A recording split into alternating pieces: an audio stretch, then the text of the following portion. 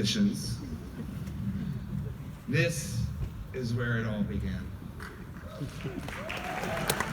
On a bedroom floor, with an old guitar, a Beatles songbook, and a Beatles record. Good evening, ladies and gentlemen. My name is Dave.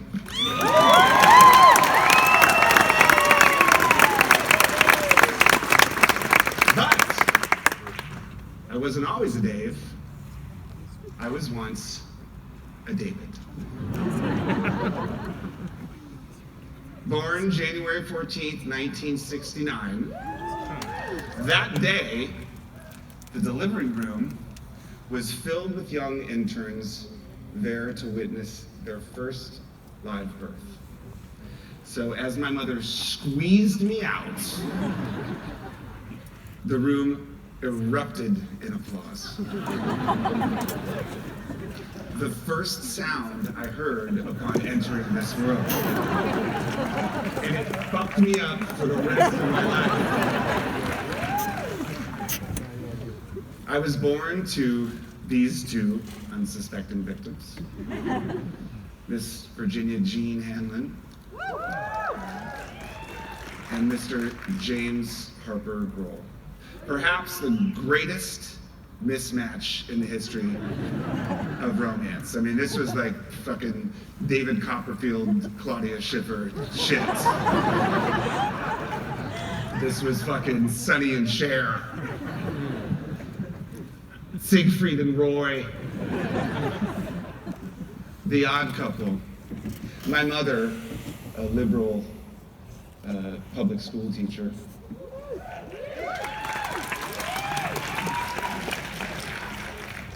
and my father, a conservative Republican speechwriter on Capitol Hill. You laugh, but that shit's fucking true. Both brilliant writers, and both musicians. This is my mother's band, the Three Bells, in the 50s, an a cappella group with her best friends, my Aunt Sherry and her friend Geraldine. Nothing professional. My mother was smart enough to avoid the music industry like the fucking plague. And my father, a classically trained flautist. Don't be fooled by this picture. He was the least rock and roll motherfucker I've ever met. Okay, he played the flute. He played the flute. He was a flautist. And Jethro Tull, he was not. This guitar, by the way, was a gift, which he quickly retired to the corner of the living room, only to be found by a young boy years later, covered in dust, with just a few strings left, because you only need one fucking string to play Smoke on the Water. We eventually moved from Ohio down to a suburb outside of Washington, D.C. called Springfield, Virginia. Shut the fuck up. Springfield, Virginia? You escaped too? Springfield, Virginia was once a rural crossroads, just orchards and country lanes, eventually carved up into a maze of suburban streets and cul-de-sacs. This picture here, you can see the guitar in the corner just fucking waiting. Just fucking waiting for me to get my fucking hands on that thing. It was like white picket fence suburban shit. To some, this would be considered the American dream.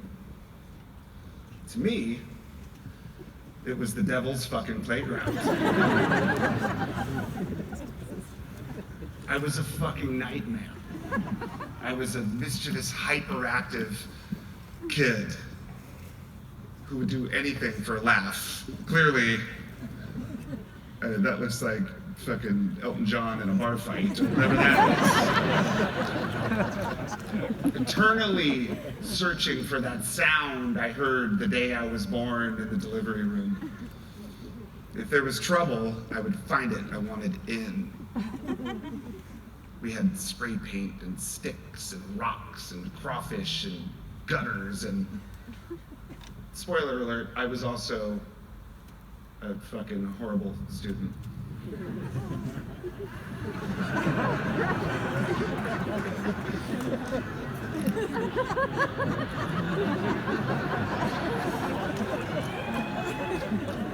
Let's take a quick read through this. Rushes through work, inaccurate, does not turn in much of required work, trying hard now to control himself and even helps get others quiet.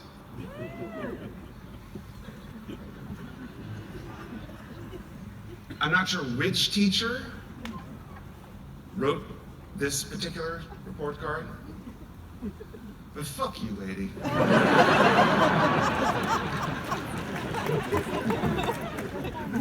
And you know what? I spent the rest of my life doing the exact opposite of just that. Not to mention, accident prone. I like to say that if it's still attached to my body, it's probably fucking been sewn back on. If you were to shave this mop of hair, my scalp would look like a map of the London Underground. I was on a first-name basis with the people at our local emergency room. They'd wheel me in covered in fucking blood, and like Norm from Cheers, they'd be like, David! Fucking car accidents and bike accidents and sharpest knife in the fucking drawer accidents. You name it. There was once, actually, when a Saturday morning I wake up and I look across the street in my little cul-de-sac to see what my neighbors are up to, because that was our routine. And I saw that they were unloading golf clubs out of their fucking trunk and going to the back. I was like, golf? That is some bougie ass fucking, what is this, like plaid pants and fucking, what is that? So I went in the backyard and they had this golf ball on a string where the other end of the string was posted into the ground, so when you hit it, it would fucking spin in a circle. So I saw my best friends, Johnny and Tay, in the backyard, fucking whacking at this thing. I was like, oh my God, give me my turn, give me my turn. I want my fucking turn, give me my fucking turn, I want my fucking turn, give me my fucking turn. Eventually, Tay, the teenager, hands me this golf club, and I fucking line that shit up. I'm terrible at golf. Still. And I'm like, nothing, just fucking nothing. And then whap, I hit it and that fucking thing spins around in a circle. The sense of achievement and accomplishment and satisfaction, it was the greatest thing I'd ever done in my entire fucking life.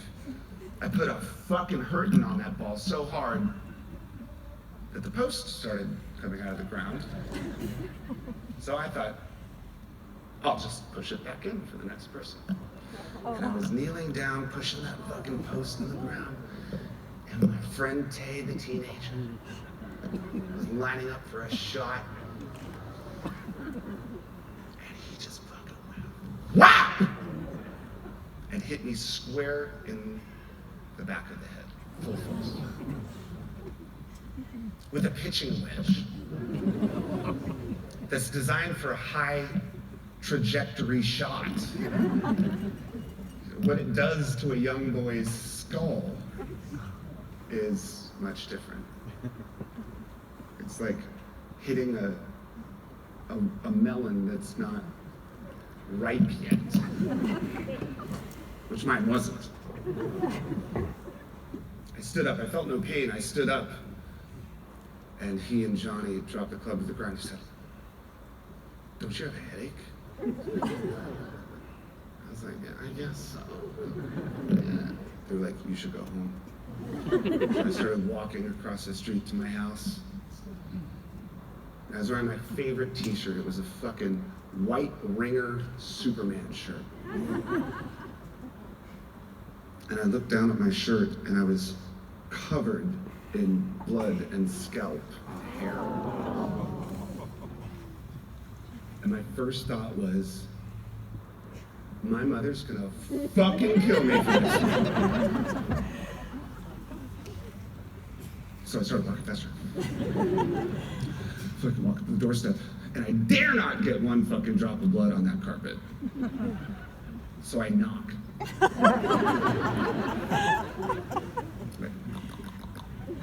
Mom, could you come here? She's like, hold on a sec. I said, it's an emergency.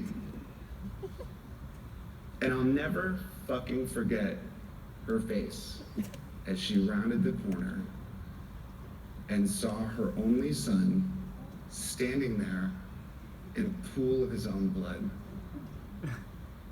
And though I felt no pain, I felt hers.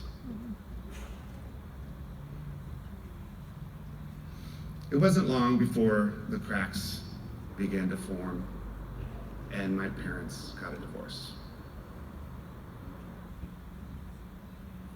We were left to my mother, a public school teacher, raising 2 kids on a public school teacher's salary.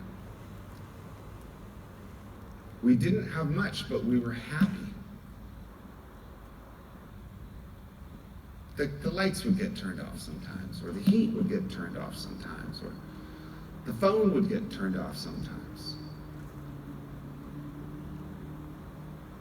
But she kept us happy. This was my first lesson in survival. It was around this same time that I discovered music. Now there's a theory, which I believe, that in every kid's life, there's this golden window of opportunity. Somewhere in between the ages of 10 and 13, where independence and identity intersect. Where you're no longer just arm candy for your parents to kind of hold hands and cross the street with. You're allowed to become the person you're going to become. And if you have any sort of musical inclination, or an instrument falls into your lap, chances are you will become a musician. Now, I remember the fucking day I discovered music. I was driving with my mother in our old Ford Maverick going to Lake Pohick, this lake that we used to swim at. And Carly Simon's You're So Vain came on the radio. And the chorus came around. I mean, my mother and I always sang in the car. This is like 70s AM gold radio. This is fucking 10cc and fucking Jerry Rafferty and Andrew Gold and Phoebe Snow and Helen Reddy and Carly Simon. And the chorus came around and I took Mick Jagger's part as my mother took Carly Simon's part. And it was in that moment that I realized, holy fucking shit, 2 different notes sung together create a chord. And I started listening to music differently. I started listening to all the different layers of instrumentation and the composition and the melody and the harmony and the arrangement. Music was no longer just a sound that moved the air. It became the air that I breathed. And I could see it in fucking shapes in my head. There's a condition called synesthesia, where, you know, your sensory pathways are crossed, where you can see sound. I mean, my fucking wires are crossed, believe me, but I'm not sure if I have this. But all of a sudden, when I would listen to music, I saw it like fucking Legos in my head, man. And I became obsessed. I wanted to decode this mystery. So I started collecting records of my own. By these guys. And these guys. And these guys. It's funny, actually, I was embarrassed to tell my friends I like this band because of Alex Lifeson's camel toe in this particular kimono. This is my little secret.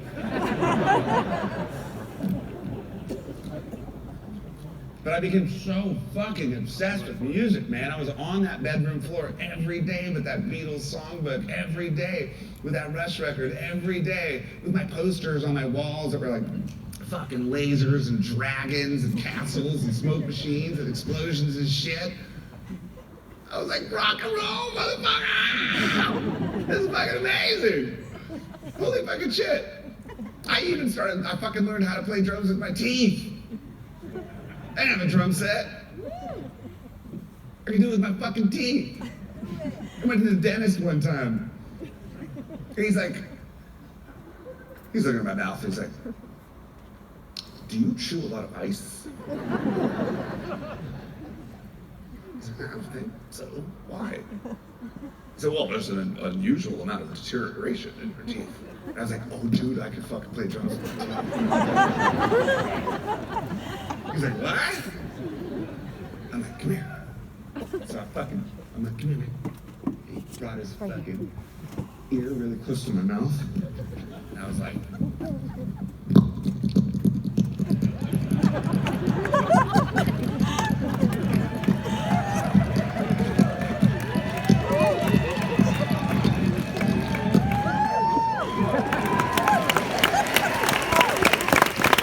he was like, get the fuck out of my office right now. Get the fuck out of here. But now, I was fucking so into it. So in my sleepy little suburb, I'd find the others like me. There's a kid up the street that had a drum set. There's a kid down the street that had a fucking bass guitar. There's a kid up the street that had a PA. And we started a band.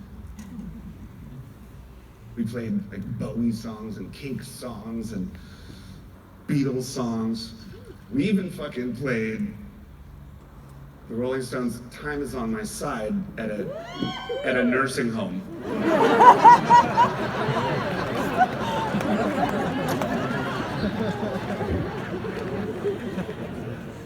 The irony was completely lost. Like we just thought, okay, let's play for the fucking old people this song. So we started a band. Eventually gathered the courage to play our local Battle of the Bands at our high school.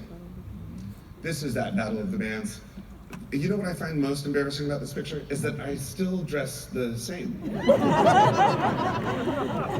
Flannel Vans, camo pants. Unfortunately, we didn't win this Battle of the Bands. When we applied, when asked what our name was, we were so fucking stupid, we just put nameless. But that's not why we lost.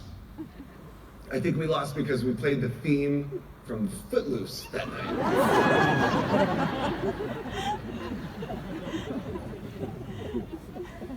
And, to be honest, there's another reason why I think we lost. Because the band that won, not only did they play that fucking I'll Stop the World and Melt With You song, but the lead singer was the son of Senator Locke from Mississippi, and the fucking guitar player was the son of Senator Bro from Louisiana. So if that's not some DC suburban fucking Dominion voting conspiracy shit, I don't know what is. I demand a recount. It's fucking bullshit. Well, eventually, I used to think this place was cool.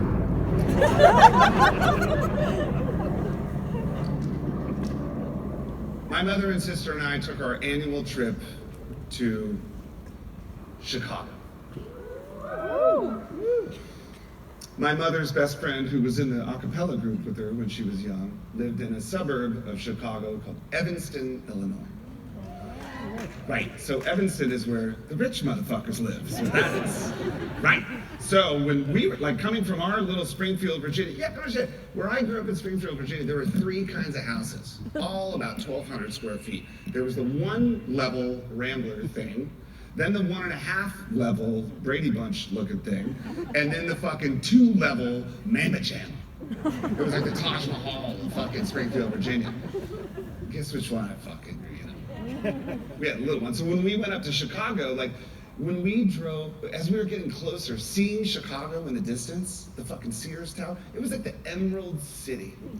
And we did it every fucking year. And every time we went, I was like, what adventure lies ahead? What could it be this year? So we went up to visit the Bradfords. There's my Aunt Sherry, and then Trip, Todd, Troy, and Tracy. If that's not the most fucking Midwest, rich-ass Americana shit you've ever heard in your fucking life. And by the way, what is it about every dad in these pictures looks like they want to stick their fucking head in an oven? Just fucking terminally hungover. I asked Lenny one time, I was like, how do you never get a hangover? He's like, you gotta stop drinking to get one of those.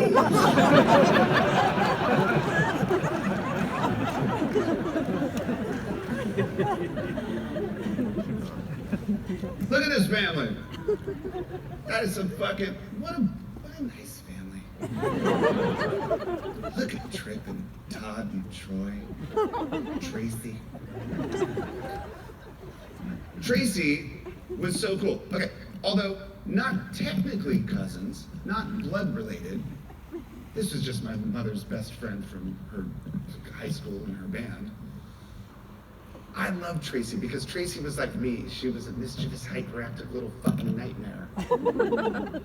So every time we came to Chicago, I couldn't wait to hang out with Tracy. Well, this one year, we get to Chicago. We get to the front door, Aunt Sherry gives us a hug. She's like, Tracy, they're here. And I could like hear her coming down the steps. And it's like fucking boots, and chains, fucking leather jacket creaking like a ship, just fucking coming down the steps. And she gets to the bottom of the steps. Tracy was a punk rocker.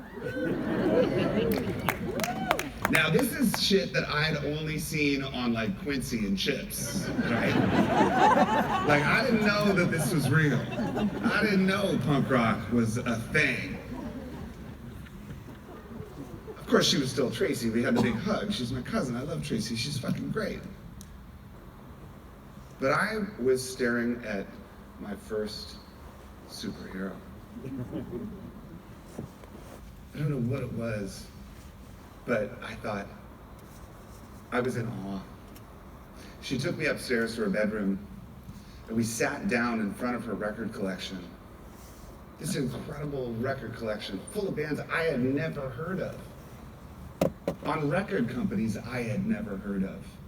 The Dead Kennedys and the Bad Brains and the Germs and X and causes DRI and CFA and CIA and COC and fucking. We sat down and we listened to every single one of these records. And it wasn't just the energy of the music, it was that they were all blissfully removed from any sense of conventional record industry bullshit. These were people that were fucking doing it for themselves. And it was fucking raw, man, and it was fucking real. And at 13 years old, with a guitar in my lap, I was like, oh shit, I could do this. Coincidentally, that night there was a show by a local punk rock band called Naked Ray Gun. A legendary Chicago punk rock band. Somehow my Aunt Sherry convinced Tracy to bring me. Now I was like some Revenge of the Nerd shit, right? Like I was not one of those Quincy and Chips badass motherfuckers. I was a skinny little, I know it's hard to imagine, a skinny little nerd.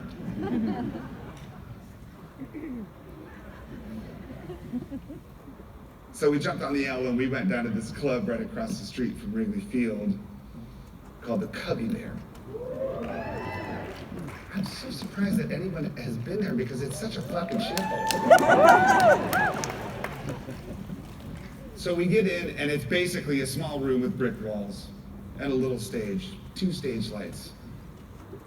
A band jumps up on stage, 2 amplifiers, a singer with a microphone, and they click into the song and the fucking room exploded. And it was like broken glass and piss and puke and shit and fucking, I was in heaven. I was like, oh my God! Fuck those lasers and fuck those dragons and fuck those explosions. Like, this is fucking rock and roll. And this was the first day of the rest of my fucking life.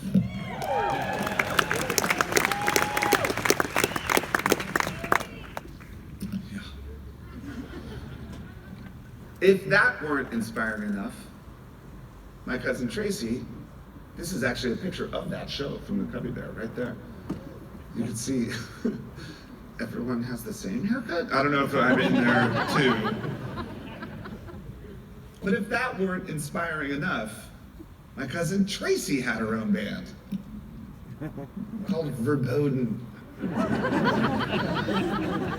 Because that's German for forbidden.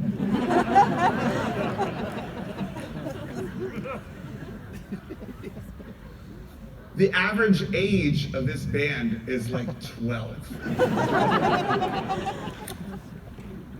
The average height of this band is like 5'1". So now I thought, oh shit, I can do this. That's it. When I get back to Springfield, Virginia, I'm gonna spread the gospel of punk rock to all my log hat loving friends in my fucking cul-de-sac. I'm gonna change shit. I got home, my friends were like, are you out of your fucking mind right now with that punk rock shit? I'm like, no, we can do this. They know 4 chords, I know 4 chords, you can play. They're like, fuck you, Dave. No, ain't gonna happen. But I started collecting records of my own. Every fucking lawn I mowed, that money went to the fucking record store. Every fucking day I worked at Shakey's Pizza, that money went to the fucking record store. And every record I got, I would open it up and I would look at the credits and I'd look at the pictures and I'd see these people in vans and I'd see their P.O. box. And I wanted to know where they were from. I wanted to know what they're about. I'm like reading their fucking lyrics and I was thinking like, wow, man, there's this whole underground network. It's our secret. Nobody fucking knows about this. One of the records I bought was by this band. And I looked on the back and the P.O. box was from Falls Church, Virginia, which is like 19 stoplights away from where I live. I'm like, do they walk in the shadows?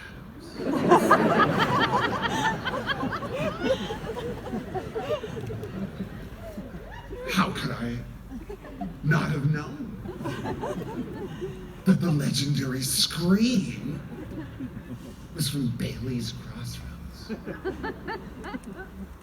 Around this same time, I started kind of liking the drums. Hey, drums. Everybody loves the fucking drums, okay? But, again, growing up in that tiny little house in Springfield, mom's got no fucking money. I can't fucking get a drum set. It wouldn't even fit in my fucking bedroom. There's no way I could have a drum set. I took one fucking drum lesson from this jazz drummer. My mother and I used to go down to this jazz club in Washington, D.C. on Sundays for their jazz workshop. In their jazz workshop, there was a house band of these like heavy, like old fucking DC jazz motherfuckers get up on stage, play a set, and then they would invite people to come up to jam with them. There was a sign-up sheet when you first got in. One day my mother and I go there. It was her birthday. And she's like, you know what I want for my birthday? I want you to get up there and play with that fucking jazz band.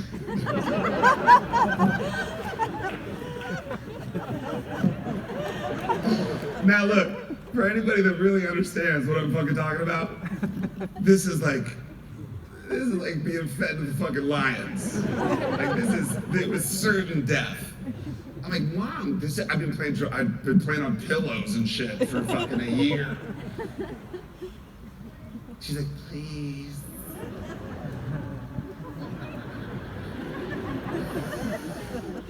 I was like, okay. So I go and I sign my fucking name on this thing. David Grohl, drums. And I went back to the fucking table and I'm like, please don't say my name. Please don't say my name. Please don't say my name. Please. Don't say my fucking name. And then the leader of the band, this old dude, Lawrence Wheatley. He's a fucking legend in DC. He's like, all right, now on the drums. Would you please welcome Mr. Dave Grohl. And I fucking stood up from the table, and the whole audience was like, oh shit. Fuck, man. So I get up there. I just had to keep time. That's all I had to do. Just keep time. I was like, like that fucking movie thing, like y'all are too young. I walked off stage and I realized, oh shit, I have such a fucking long way to go before I become a drummer. But the house drummer, his name was Lenny Robinson. He was such a fucking badass. I thought, okay, I'm gonna ask him to give me lessons. I need to figure this out. So I went up to him and I'm like, excuse me, sir. Do you give lessons? He's like, $30 an hour. That was like 1 week at Shakey's Pizza, dude. I'm like, all right, I'm willing to sacrifice this. He comes over to the house. He sits down at the drum set that I put in the living room for that one fucking special occasion. He's like, wow, this is fucking crazy ass jazz shit. He's like, let me see what you can do. And I'm like, blah, blah, blah, blah, blah, do some stupid shit that I ripped off from all the fucking favorite records. I'm like, rah. He's like, all right, first of all, you're holding your sticks backwards.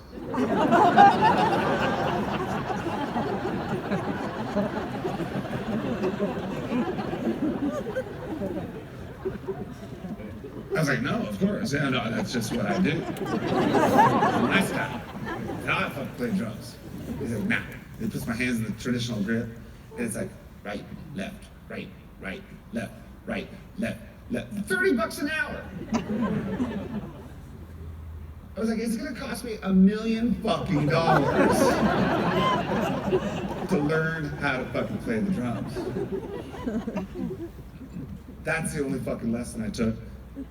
And I'll show you how I fucking learned how to play drums by putting on those records on the... My mother, since she was a public school teacher, we would bring home those record players from the classrooms. Remember those fucking things where you open up the top and it smells like fucking burning wires and shit like that? And I put on my favorite records, like this one. Sit down at the pillows that I set up in the configuration of a drum set with my big ass drumsticks.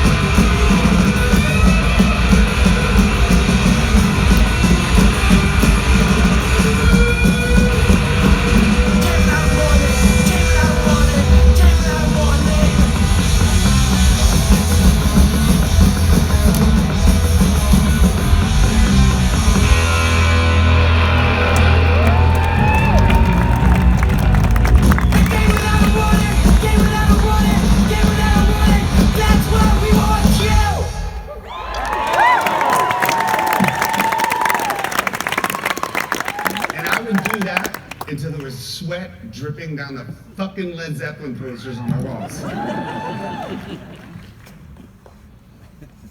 That was all I needed. Pillows and records, and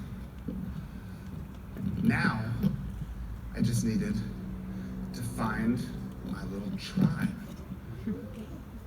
Punk rock kids like me.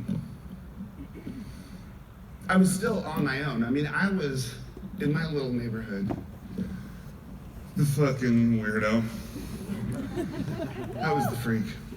I tried so hard to convince my friends. They just fucking didn't get it.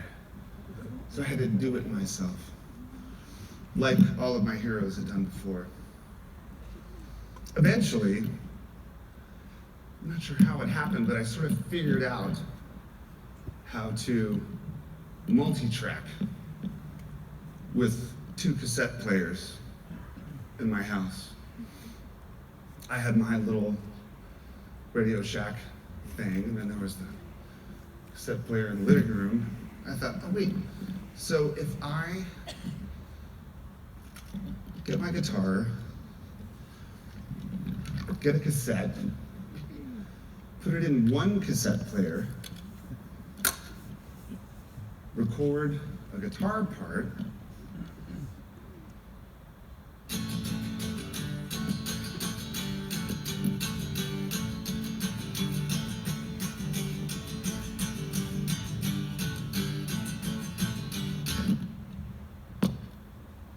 take that cassette, put it in the home stereo one, hit play on that, record on another,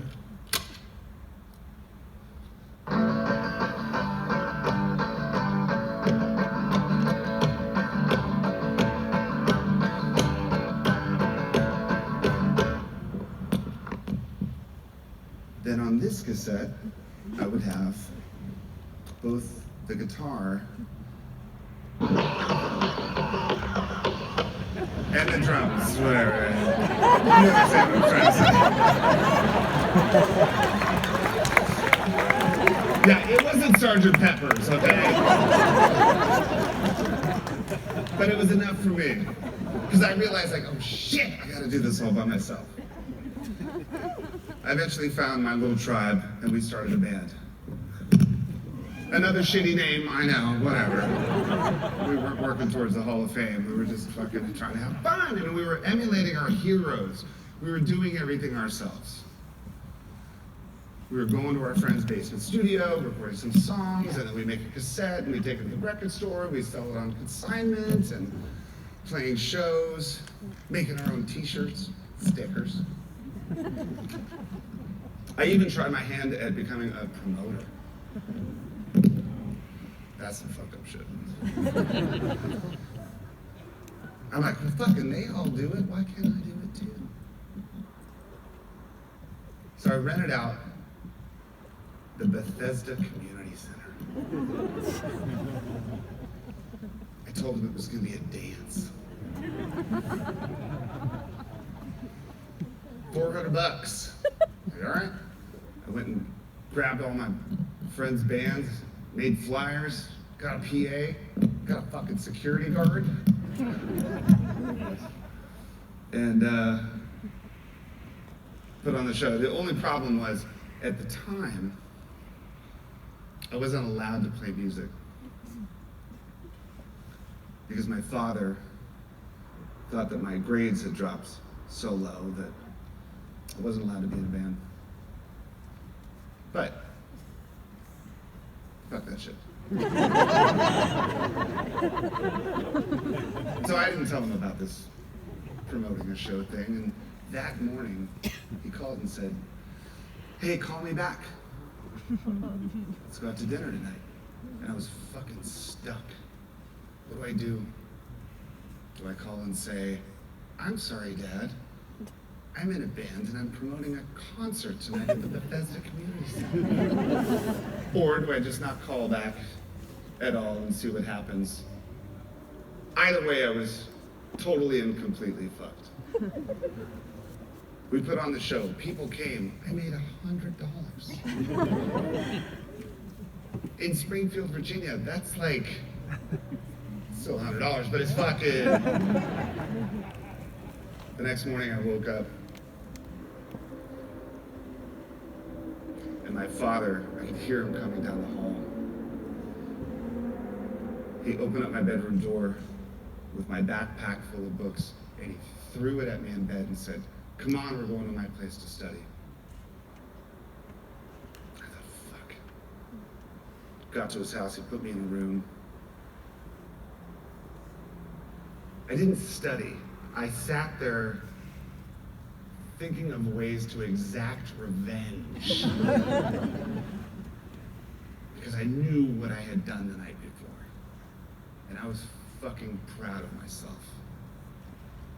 I thought I did something that I didn't know I could fucking do. After dinner, he sat me down and he gave me the "what are you gonna do with your life" lecture. Coming from a fucking Republican speechwriter. Yeah.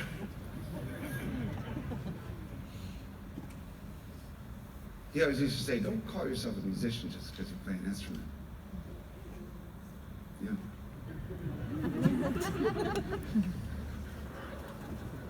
So as he sat there in his Ames chair, smoking his pipe, I thought, okay, that's it. I'm done. He went to sleep, and I wrote my runaway note.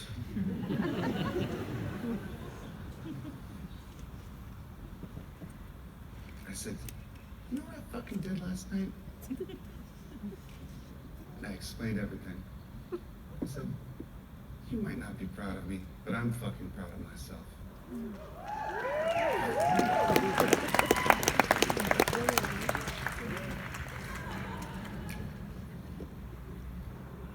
I said, "That's it." I put the runaway note on the kitchen table, walked out the door, and I'll never forget, as I was closing the door, I looked at the apartment number 606. Got in the elevator, went downstairs, called my sister. I was like, "You need to come pick me up." She said, "Where the fuck are you?" I said, "I ran away." She's like, "You get your ass back in there right now." I'm like, "I don't have a key!" There began the divide with my father and I. He called me the next morning. He said, "Don't ever do that again." I said, "Okay, I don't have to." And I continued to play music because that's what I fucking needed to do to survive. Around that same time, I walked into a local music store and I saw a flyer on the wall that these guys were looking for a fucking drummer. I was like, Scream? I mean, they were fucking legends in Washington, D.C. For real. They were one of the most well-respected, most badass bands in Washington, D.C. Looking for a drummer with some shitty flyer in this fucking dumpy-ass music. I'm like, I can't believe Scream's advertising for a drummer. There's no way anyone could ever replace their original drummer, Ken Stax. But I fucking took that number right there. I was 17 at the time. I was still in high school. I was still living at my fucking mom's house. And I'm gonna fucking join the legendary Scream? No. I was gonna take that number, I was gonna go play with them, and I was gonna go brag to my friends that I fucking jammed a Scream, and I was gonna go right back to Shakey's Pizza and make pizzas. Just so y'all know, and I don't wanna get down on fucking Shakey's Pizza right now, but just so you know who's in the kitchen? Assholes like me.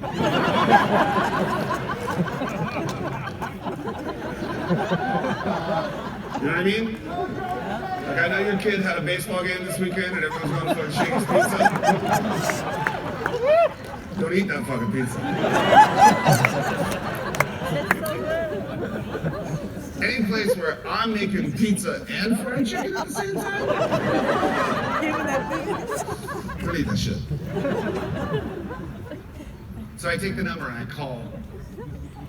The guitar player Franz answers. Hello.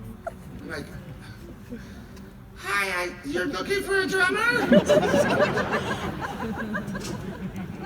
He's like, yeah. I'm like, I'd like to audition. So we set up a time. Went to this basement of a fucking head shop in Arlington, Virginia. I'm like, oh yeah, I'm gonna fucking jam screens. The greatest thing that's ever fucking happened in my entire life. I stuffed my entire drum set into my VW Bug, which is like playing Tetris. I couldn't fucking like change gears. I was the whole way second gear was like, but I was going to jam with fucking screens. So I show up to this fucking basement. And it's not Scream. It's fucking Franz. I assume that by the sound of my prepubescent shriek, he didn't take this seriously.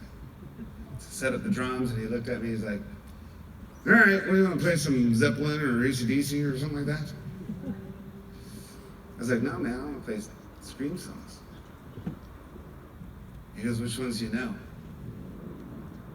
And in my best fucking Clint Eastwood shit, I looked him dead in his fucking blue eyes, and I was like, I know them all.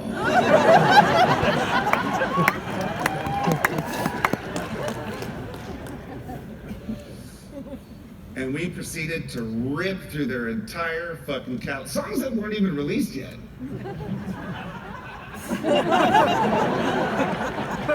How's a bootlegger? I mean, it's all about sharing music. I was Napster before fucking Napster. I fucking kicked so much ass that day. And he calls me back. He's like, okay, let's jam again. Next time I come back, now it's fucking Scream. It's the whole fucking band. I mean, you know, most musicians have this fantasy, at least drummers, or, sorry, I have this fantasy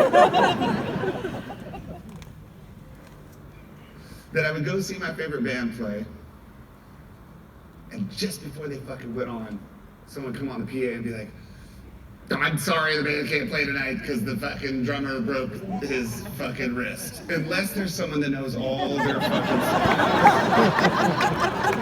And then I would swoop in.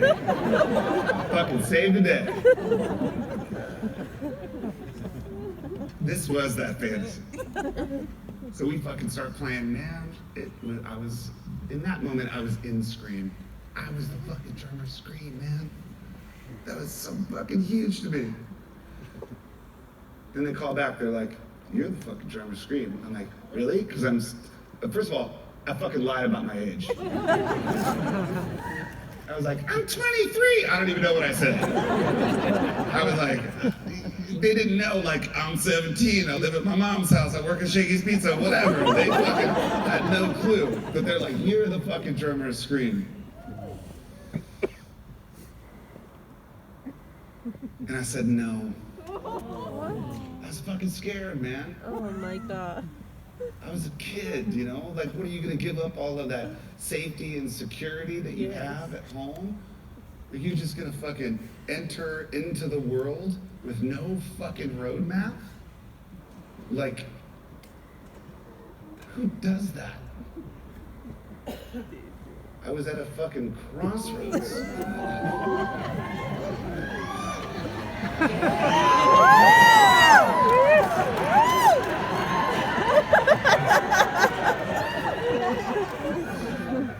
First of all, that's the one and only time I fucking dyed my hair blonde, because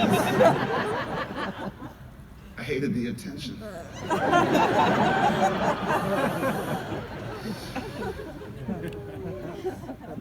But, you know, what am I gonna do? I'm just a fucking kid, man. Scream was playing one more show. this local club in DC called the 930 Club, and I went to go see him play. Listen, the old 930 Club was the size of your fucking bathroom at home. Fucking shit they had rats bigger than cats in the fucking back alley. I went to go see him play, and they launched into the first song, and it was the same fucking feeling I had that time I saw that band at the Cubby Bear in Chicago. It was the same fucking feeling I had when I saw Naked Raygun.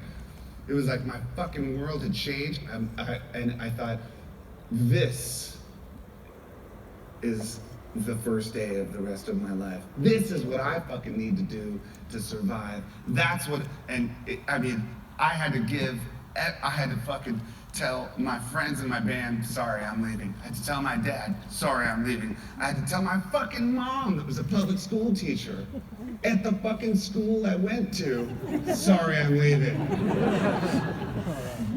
I remember that fucking meeting at the guidance counselor's office. And I'm sitting there with my dad, who looks like Bob Dole, and my fucking mom, who teaches at the high school right down the street. And I'm in the middle. And the guidance counselor says, I bet you do all those things a kid your age shouldn't do, like smoke cigarettes and drink coffee. I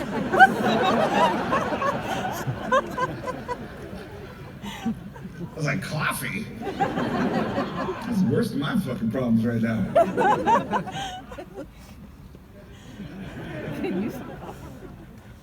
And as we were walking out of the car, my dad said, stay off the drugs. You know what my mom said? You better be good.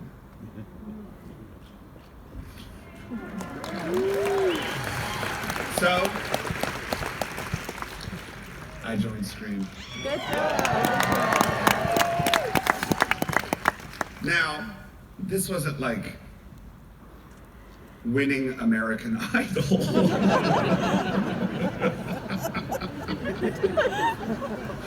No, nobody's chair was flipping on The Voice for this fucking shit.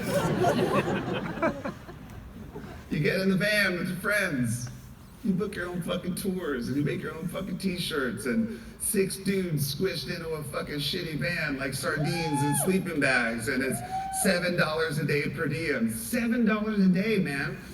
That's a burrito from Taco Bell, a pack of generic cigarettes, and if you're lucky, some cheap ass weed. Like, that's basically what it is, right? And you're fucking sleeping in the van, or you're sleeping on floors, or you're sleeping on this fucking stage you just played on. But you know what? It was the music that fucking kept you going. At the end of the day, at that long ass drive, you got fucking, beat up by a bunch of skinheads, and you fucking show up and your van breaks down or whatever, you put your shit on stage, and you fucking shred for 48 minutes, and everything is fucking better.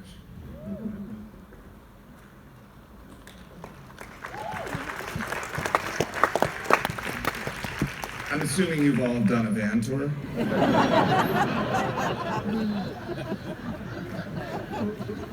I seriously fucking doubt that shit. But it is all it's fucking cracked up to be, because you fucking never know what's around the next corner. And that's what kept you going. The adventure, the excitement of not knowing. I eventually confessed that I was only 18 years old. I wasn't allowed to be in the fucking bars we were playing in. It didn't matter. Because we just kept going. Went to Europe, and we're playing at fucking squats in Europe, and we just pull up to a squat and people are burning the linens because there's a fucking scabies outbreak. I'm like, I don't fucking care. Fuck playing music tonight. There was once in Toronto, we fucking show up to this club in Toronto. We called them up, we were like, what time sound check? They said noon. I'm like, noon? What the fuck, dude? We don't play till 10 o'clock at night. They're like, get here at noon or you don't get a sound check. We show up at noon, we're on the stage, we're sound checking, and there's this dude, he's putting fucking Iggy Pop posters up all over the walls. So I asked him, I'm like, what's up with the Iggy Pop posters? He said, oh, he's doing a record release party here before you go on. This was our first real brush with greatness.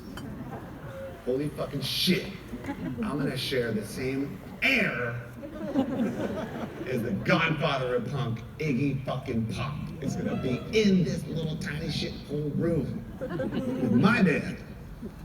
And they're like, actually, you guys need to get the fuck out of here. Because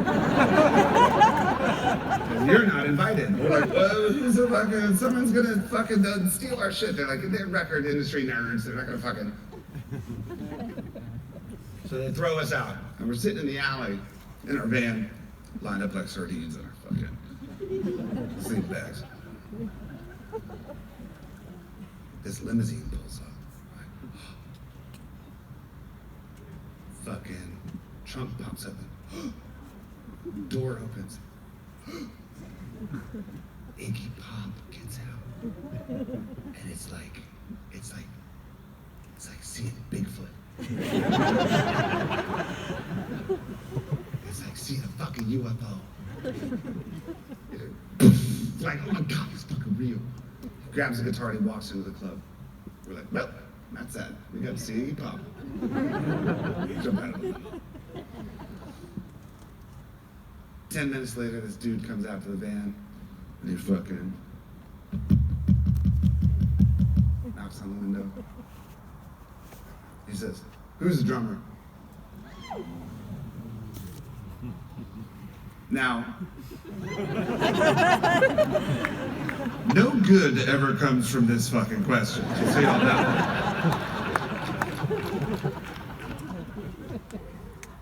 I was like, I'm the drummer. He says, you want to play drums with Iggy Pop? I think I was 19 years old. I'm like, okay. So, I walk into that same back door we just saw him walk into. I look on the stage, and there he is in front of a Marshall stack, by himself with a guitar, with his fucking readers on. Like dialing knobs and shit. This guy kind of doing that. The guy from the club says, hey, this is the drummer.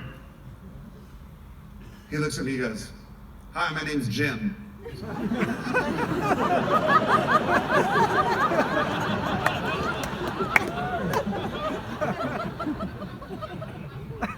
was like, hey, I'm Dave. He goes, you know my music? I said, yeah, I do. So we get up, I get on my drum set, we start playing. I want to be your dog.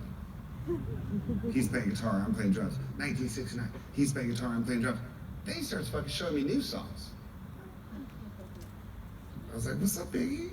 What the fucking dude? And then he goes, all right, we're going on at fucking 6 o'clock. I was like,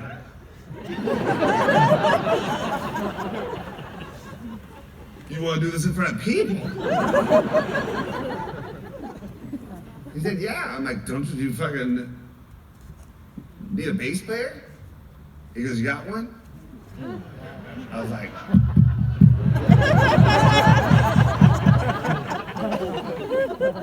so I grabbed Skeeter, our bass player.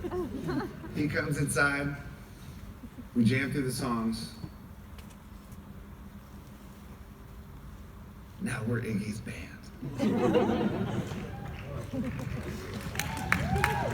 I felt the same fucking way, believe me. I was like, fuck it, I'm in Iggy's band. We go backstage and we're hanging with Jim. I found Jim to be a very personable, kind, warm, and generous individual.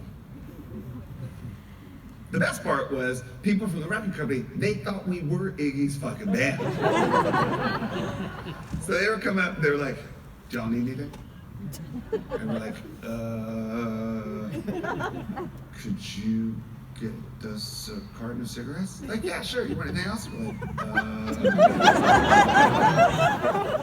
could you get us a case of beer? They're like, yeah. And in that moment, I'm like, oh my God, this is what it's like to be a fucking rock star. Holy shit. All I gotta say is, yeah, man, I need some Dunkin' fucking Donuts. And I'm like, hey, all of a sudden you got Dunkin' Donuts. This is fucking great. 19 years old. I'm like, God damn. Then it's time to play. We start out with like the 1969, so it was like, the main skater. Here comes Iggy. Jim hits the stage, and all of a sudden, he's not fucking Jim anymore. He's Iggy Pop. First thing he does, grab the mic, he goes, fuck you, motherfucker! I was like, what happened to Jim, dude?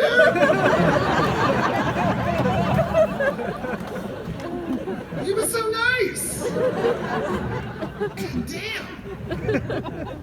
We played our 4 songs, and the fucking show was over. Back to our shitty little van, back to being sardines in our little can. And I thought, if that's my moment, that's fucking enough. Because can you imagine? Again, I got to live out that fantasy of being that kid that fucking showed up when they didn't have a drummer. And I'm like, guess what? We got one now. So we continued on our tour.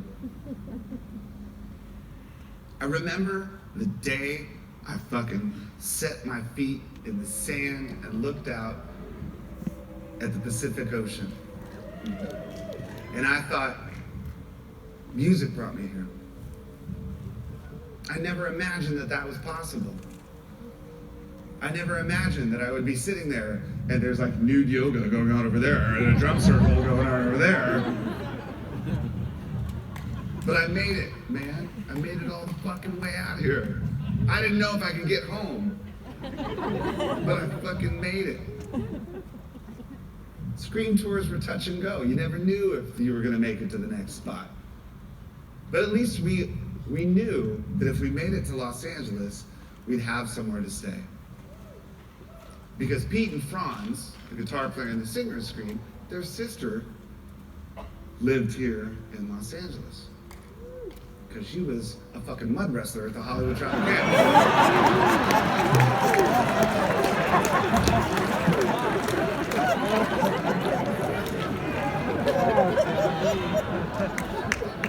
I'm not even gonna tell you which one she is. First row. Third from the right.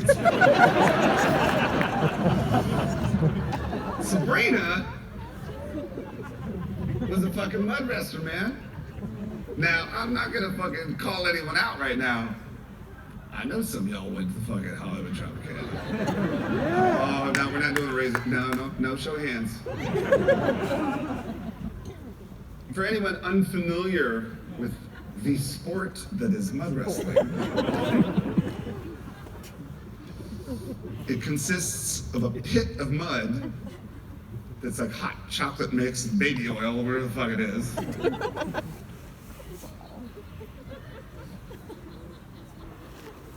Where these women would beat the fucking shit out of these businessmen that were stupid enough to get in that fucking mud. Men carried away in gurneys gripping their genitals. It was so fucking fun to watch, man. These dumbass motherfuckers. They're like, this is sexy. No, it's not. At all. But we got fucking employee discount rail drinks, so we're like, yeah, Tropicana. This is fucking great. Sabrina lived in a house with a few other mud wrestlers on Laurel Canyon. So that's where we stayed. We had a floor to sleep on. Well, on this trip, our bass player Skeeter decided to go home without fucking telling anyone. Just took a Greyhound home. So now, I'm stuck for the rest of my life in a fucking bungalow in Laurel Canyon with a bunch of mud wrestlers. I mean, it could be worse. But this is my life. This is my future. I started tiling coffee shops in fucking Costa Mesa just to... Yeah, you know, I don't have fond memories of that fucking place.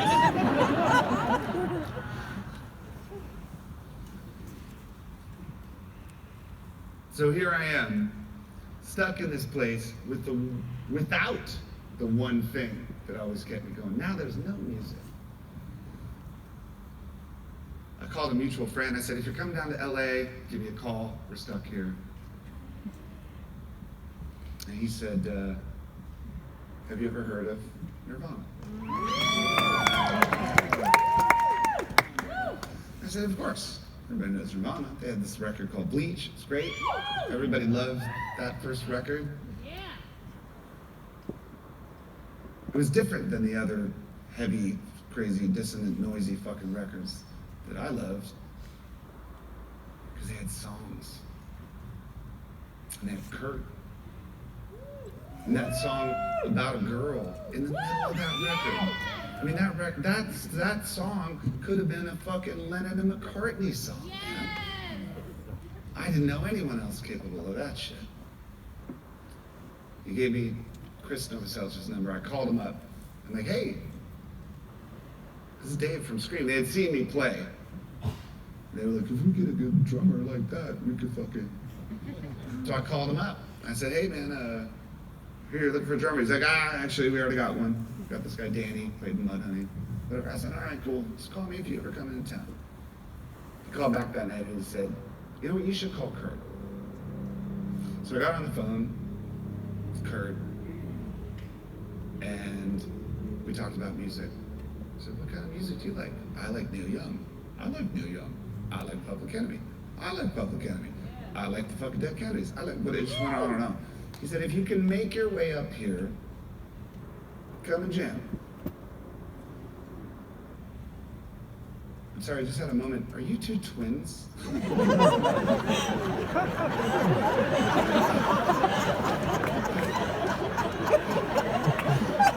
Are you sure? Anyway, sorry, I had to break that for a minute. That was fucking me up.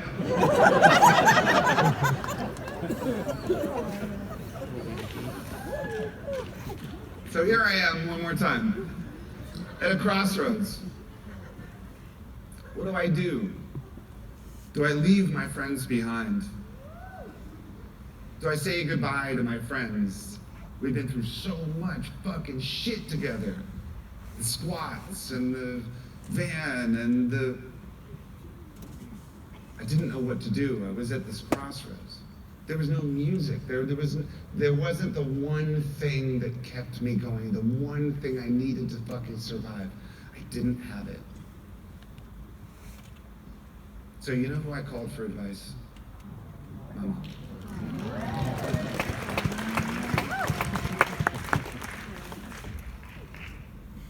You know what she told me? She said, sometimes in life, you have to do what's best for you.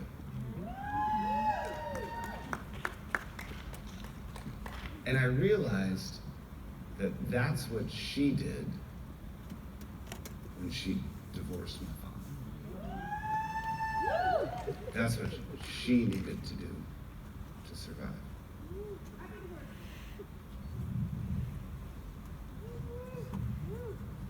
So, packed up all my shit, drums in this little cardboard box, put my stuff in a bag, and I moved in with this guy.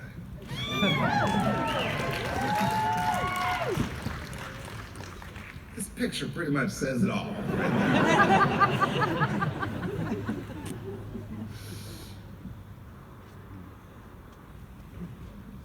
Again, this is not like winning American Idol. We lived in this tiny fucking apartment. It was in the back of the house. I slept on the couch. The couch is 5 feet, I'm 6 feet tall. The couch is about 5 feet long. Kurt slept in his room.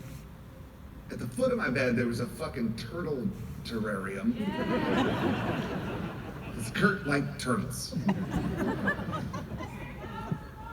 I can't fucking hear you because I'm deaf, and I don't even fucking care what you're saying right now.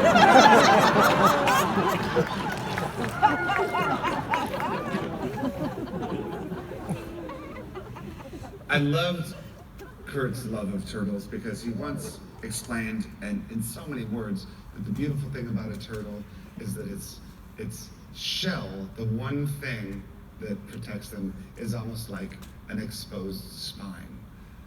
The most sensitive part of their body is exposed. But this fucking turtle, man, this fucking thing wanted nothing more than to escape this shithole. So every night, I would lie on that fucking couch with my feet hanging over the edge, and this fucking thing would just tap its head on the fucking glass like...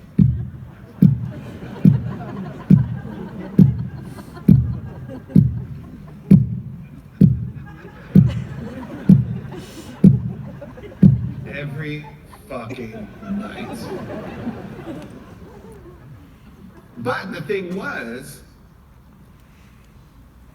every day we would go to our rehearsal space, which is in this barn outside of Tacoma, Washington, and we would play, and we would write, and we would begin every fucking rehearsal with this improvisational noise jam. And songs would come from that. We were developing our own sense of dynamic ESP.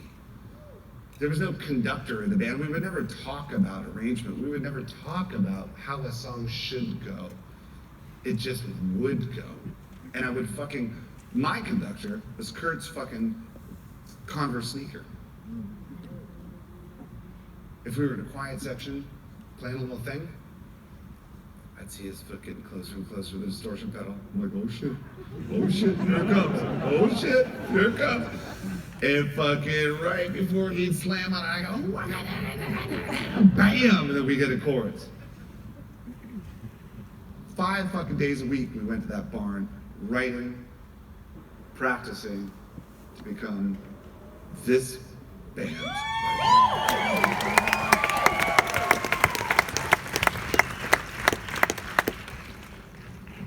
Now, this doesn't scream, like, this isn't the band that's gonna knock Michael Jackson off the fucking charts right here.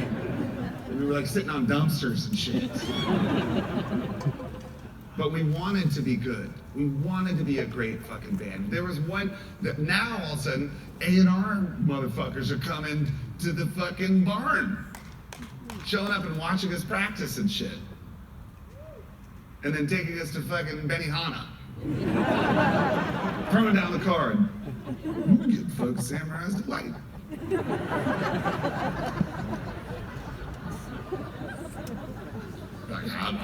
And then we go back to our shitty apartment where, listen, that Benihana shit, that was good shit. Because if it wasn't Benihana, it was the gas station across the street that had a 3 for 99-cent corn dog deal.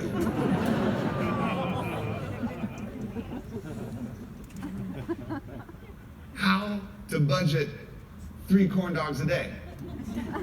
1 for breakfast, 2 for dinner. Skip breakfast.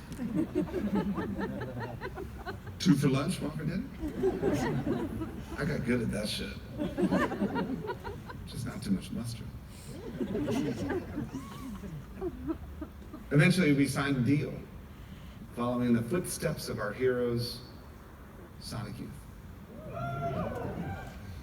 We're like, oh shit, they signed to a major label? Well fuck, if Sonic Youth can sign to a major, they got a manager? Well fuck, if they could. We made a date to come down to this place. I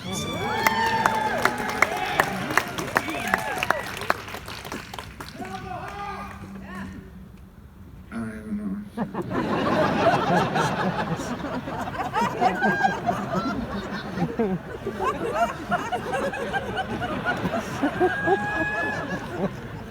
First of all, it's not a fucking Q&A, just so y'all know.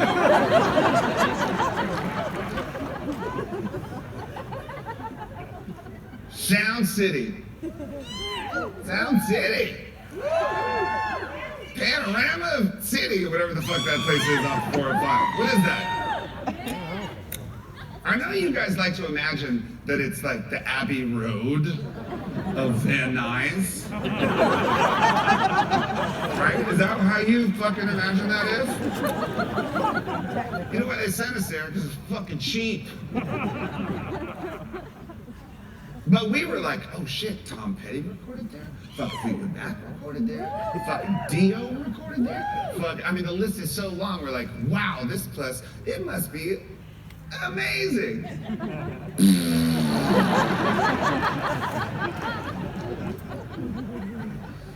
Absolute shithole. Without question. Perfect for Nirvana. We had 12 days. 12 days to go down and fucking record the songs that we've been practicing in that barn. The thing about Sound City clearly was not the aesthetics of the fucking place. It was that they had a legendary, one-of-a-kind Neve mixing console. Yes, that had made some amazing fucking records. And I'm one of those people that believes that those fucking spirits and ghosts are still in those fucking wires. Not only did they have that board, but they also had the best fucking drum room in town.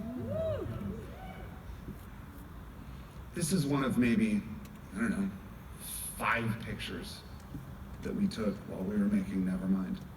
Because who fucking cared? Nobody fucking cared. We had to get in there and fucking make our songs as fast as we could without the record company watching. But thank God they had that drum room, because with a drum room like that, you wind up getting songs like this.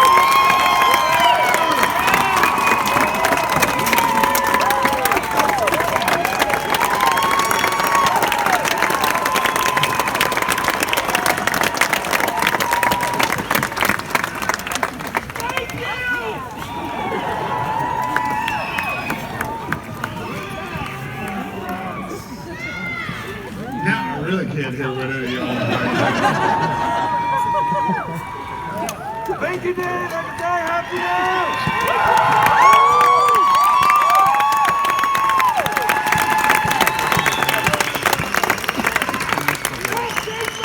The rest, as they say, is history. Now, when this record came out and we first hit the road, it was no different than anything we'd ever done. Back in the van, get the gear, put it on the stage, play a gig, get back in the van, go to the next town. It wasn't until that fucking video came out. You wanna know how to sell 1 million records? Make a video where you're burning down your fucking high school.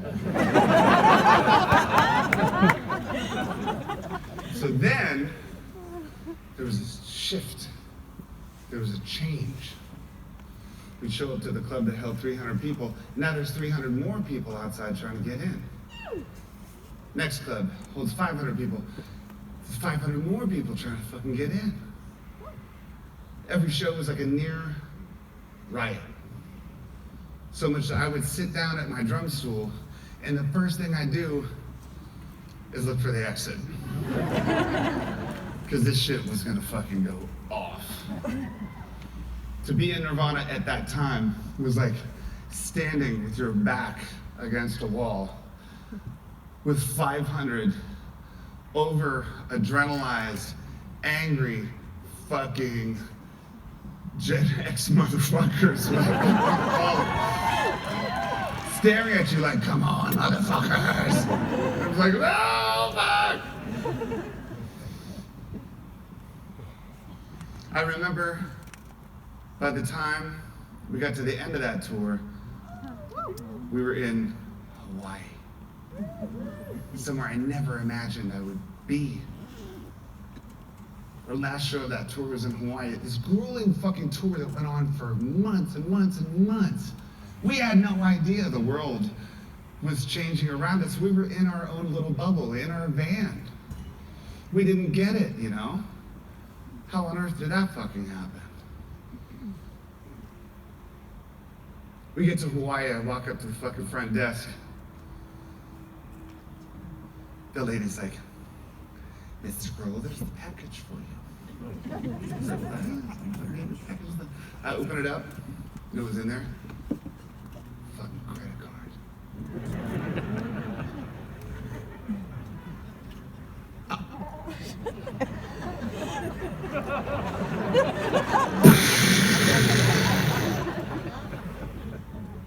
I'm like, well, fuck.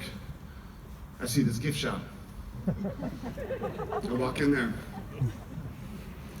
I fucking pick these sunglasses that matched the sky blue Mazda Miata I had rented. And hand him the fucking credit card. And like, seconds turn to hours. I was like, holy shit. She swipes it. And she's like, there you go. I'm like, I looked across the street. You know what was right across the street? Benny Hanna.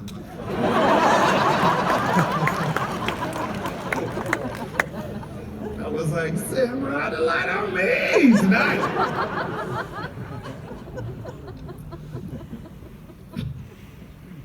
But you have to understand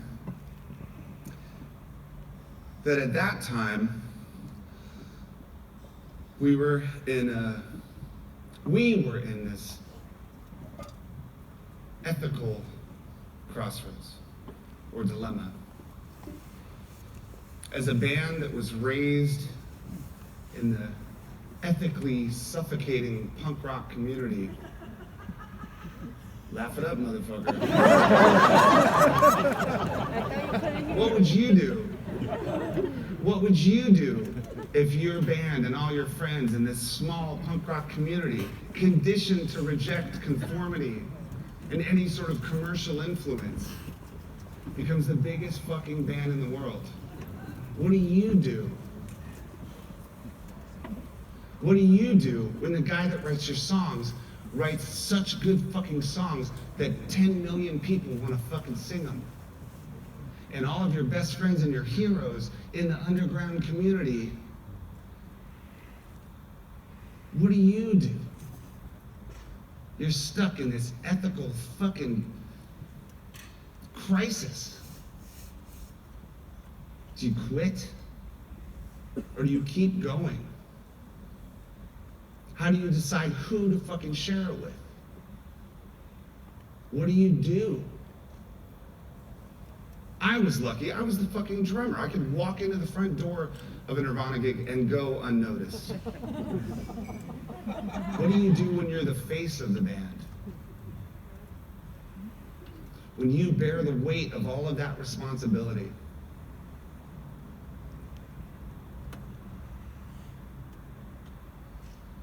When something like that happens, everyone retreats into their own corners to survive.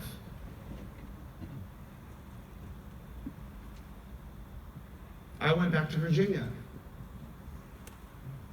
Chris Novoselic went to Seattle. Kurt came down to Los Angeles.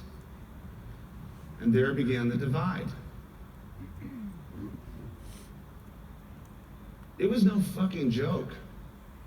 When I see a young band go through this same sort of thing, we were 22, 23 years old. How do you fucking deal with that? When I see a young artist go through this much in that short period of time, you know my initial reaction is concern. Even an adult my age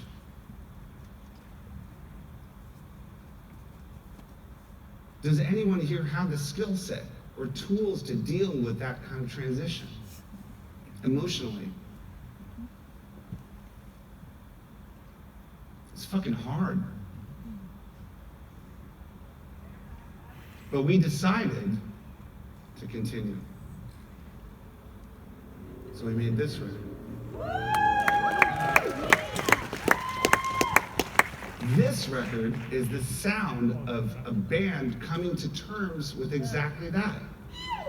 The opening lines of this album are teenage angst has paid off well. Now I'm bored and old. Yes! Woo! This is the sound of a band struggling with that ethical dilemma. We decided to go make this record with one of our heroes, Steve Albini.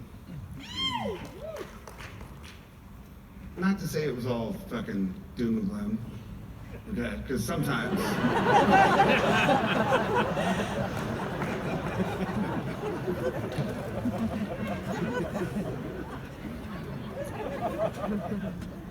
at some point, we discovered that the solvent or the cleaner that you use to clean the tape heads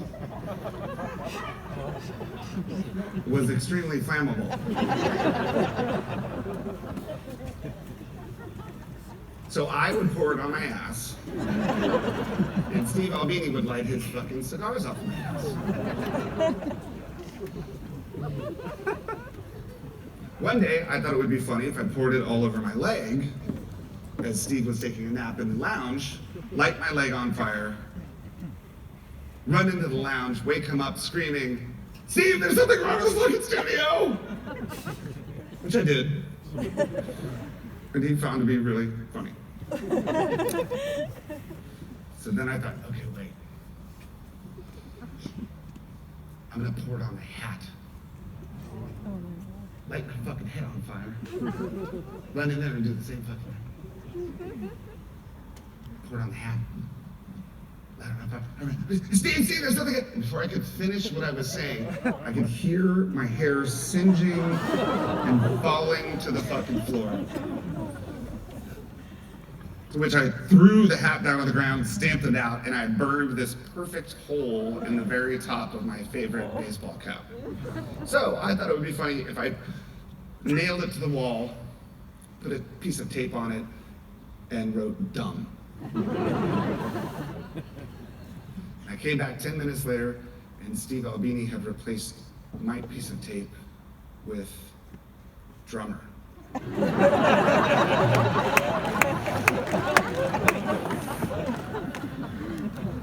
We're still friends, by the way. So as we were making this record, Kurt had put some overdubs and stuff on the album, and he thought we needed a second guitar player. Woo! That's here. Who could it possibly be?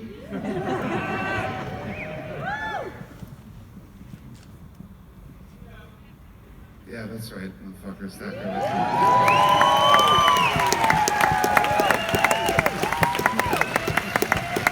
Kurt comes back from Los Angeles and says, I found our second guitar player. We're like, what? Who? He goes, Pat Smear from the Germs. We're like, he's still alive? Really?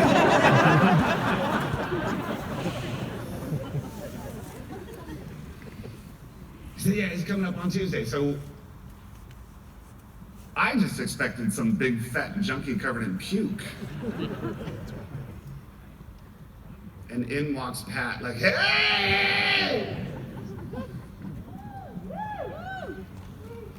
Pat breathed a whole new life into Nirvana. When he joined the band, we felt anew.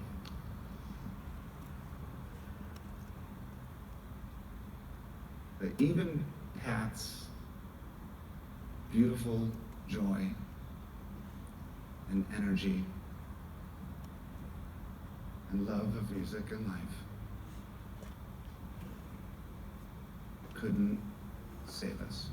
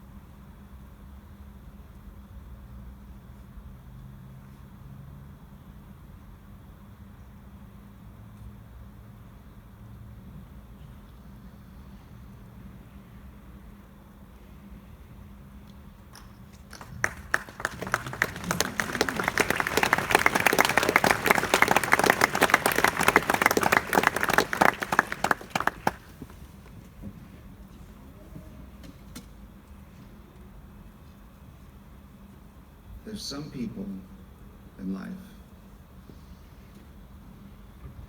that you emotionally prepare yourself to lose. Like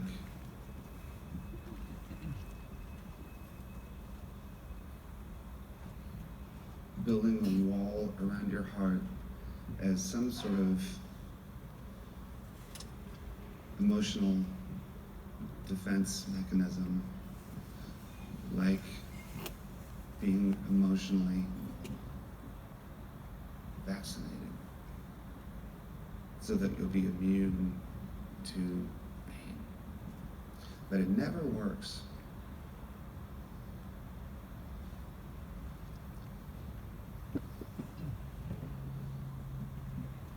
When Kurt died, I was lost, and I was numb, because the music that I had devoted my life to had somehow betrayed me.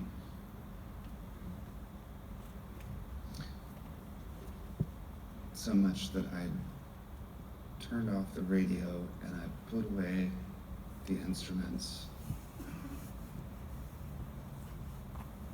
because it hurt too much to hear someone else sing about their pain or their loss.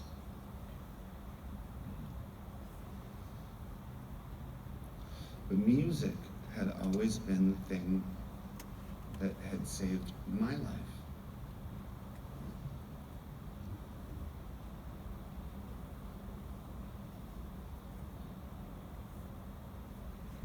I took a trip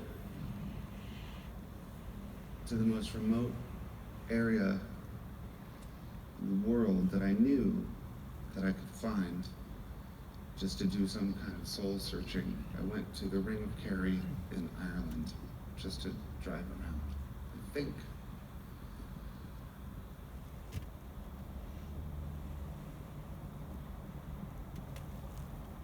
And one day I was driving down this country road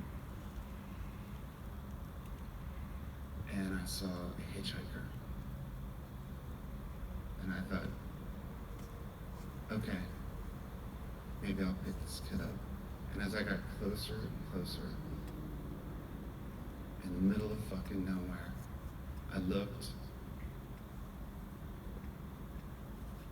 and this kid was wearing a Kurt Cobain t-shirt. And I saw Kurt's face looking back at me. And it was in that moment I knew that I had to go home and get back to work and do this.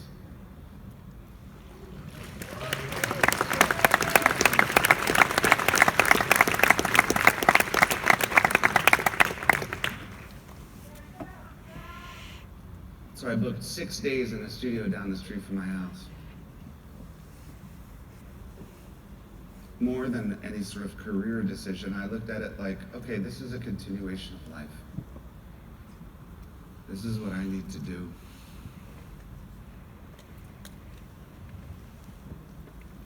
In order to survive. Because music was the thing that had always kept me alive.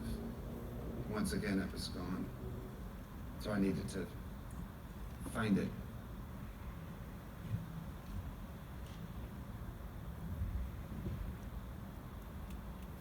The first song I recorded when I went into that studio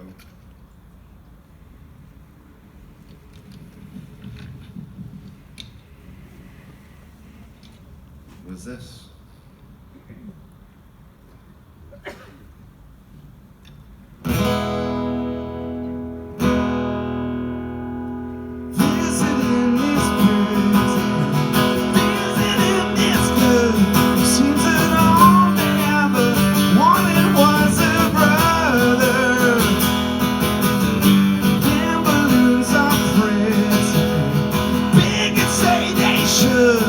Ever fall to cry.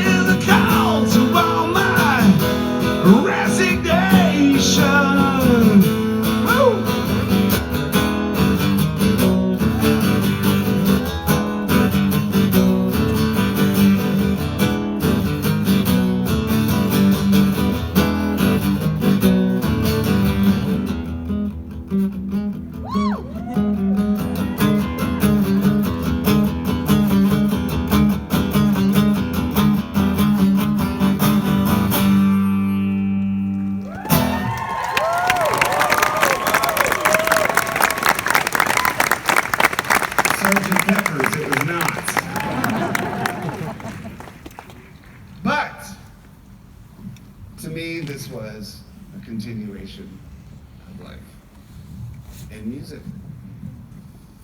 So, what to do next? Start a band. You know, I'd had offers to go play drums with other people, and I knew I could do that. This is the one thing I didn't know I could fucking do, and that's why I did it. There was a band in Seattle called Sunny Day Real Estate. Well, I heard we're going to break up.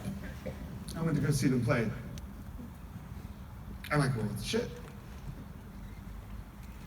That bass player and that drummer don't have a job soon. Maybe I'll have them I'll give them a cassette. I mean, these fucking cassettes, you know, listen, when I recorded this shit, I took the tape down to a tape duplication place in Seattle and asked for 100 cassettes. This was, to me, the bedroom floor, the do-it-yourself, the whole fucking thing. The sense of satisfaction I got when I walked up to the front desk and picked the font for this shitty cassette was the same as the time I hit that fucking golf ball in the backyard of my best friend's house. I was completely fulfilled. And then I give it to Nate Mendel, bass player of the Foo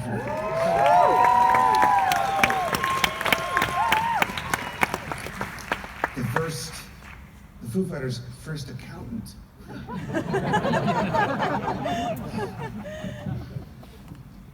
So we start jamming. I gave a tape to Pat Smear.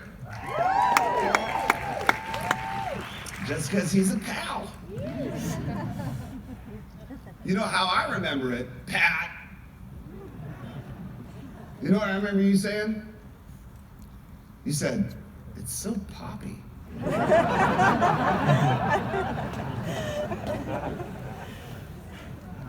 like, really? So we decide to fucking do it.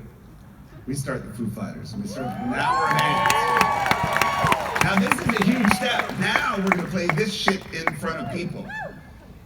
Courage is a defining factor in any artist's life. The courage to share, the courage to create, blah, blah, blah. Our courage, in this case, came in the form of liquid courage. Yes, right. So this is our friend's fucking loft apartment. And we decided, I know what we'll do. We'll get a keg, we'll wait until it's fucking gone, and then we'll start playing, and they'll all think we're fucking Led Zeppelin. I don't think they thought we were Led Zeppelin, but we decided to do it. Then we hit the fucking road. Back in the van. Oh, sorry. This fucking clicker, god damn it.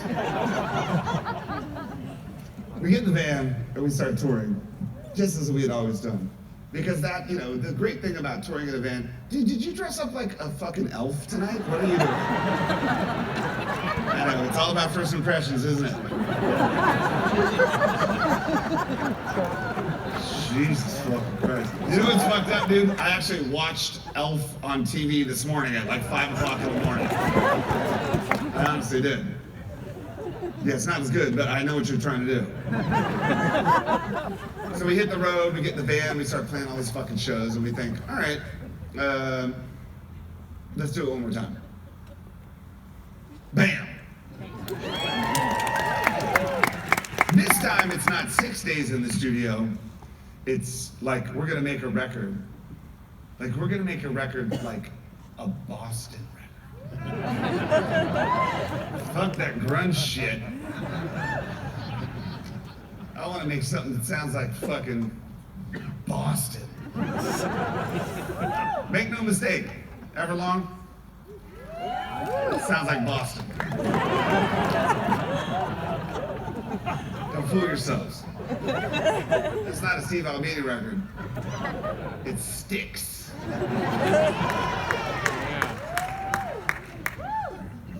But in the making of this record, everyone fucking quits. Half the band fucking quits. I'm going through a fucking divorce. I'm staying at my best friend Pete Stahl's house in his back room. He's got this fucking, I'm sleeping in my sleeping bag. He's got this dog named Dinky that's pissing on me every night in my sleep. So I wake up in fucking, some piss ass sleeping bag and have to go write a record. You know what? That kind of shit makes for good fucking rock and roll. You want to make a good record? Get a divorce and have a dog piss on you every fucking night. Then you get a good record. We thought, let's do it one more time. So we make this record. And you know what? This record, we still play these fucking songs every fucking night.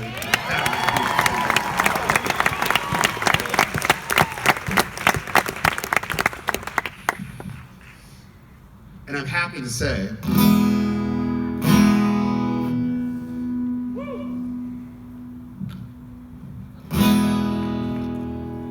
this is one of them.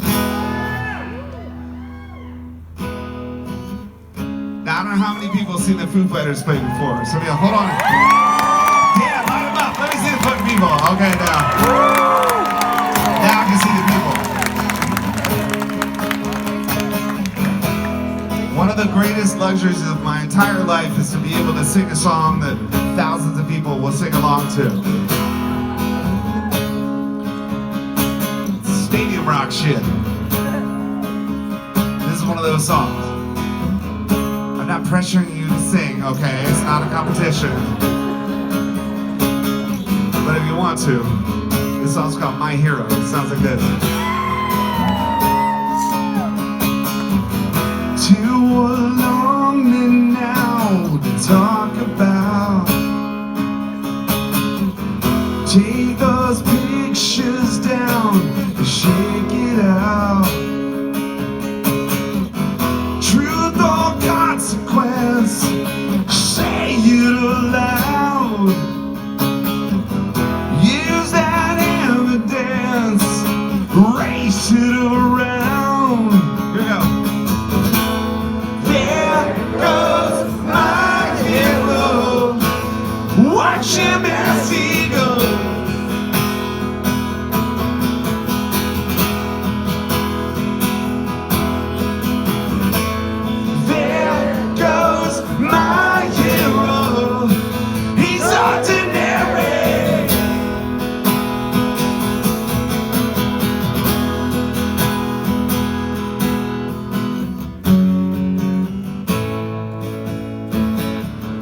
Don't the best of them read it out,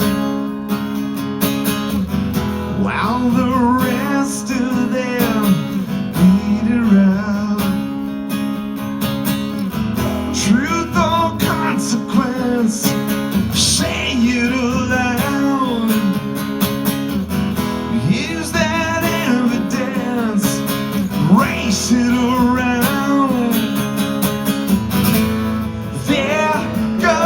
My hero, watch him as he goes.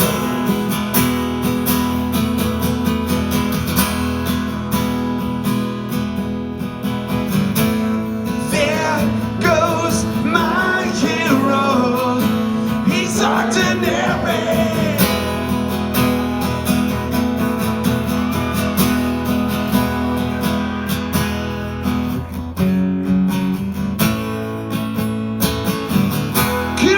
My hero, leaving all the mess. You know my hero, one that's there goes my hero, watch him as he goes.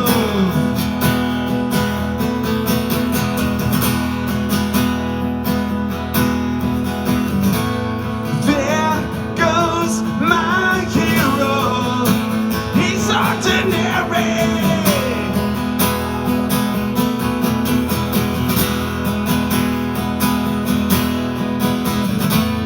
There goes my hero, watch him as he goes.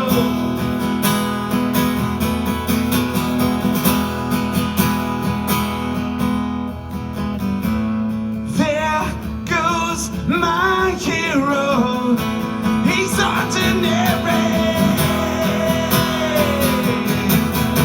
Oh, yeah.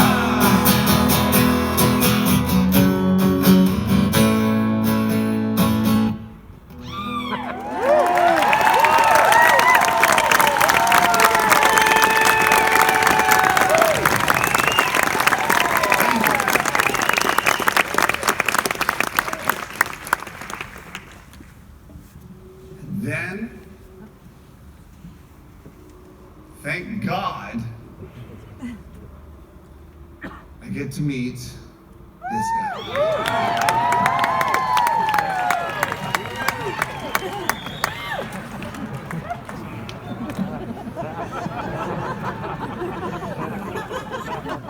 Let's just sit with that one for 1 second.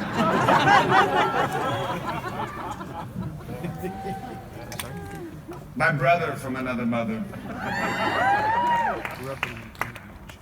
I don't know if I believe in love at first sight. The concept of a twin flame.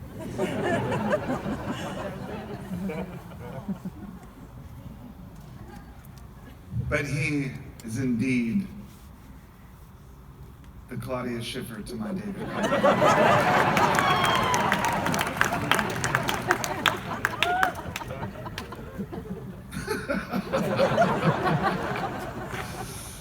I fucking told him. He's here. Hold on, Dan, line him up. Hold on, Taylor Hawkins, where you at?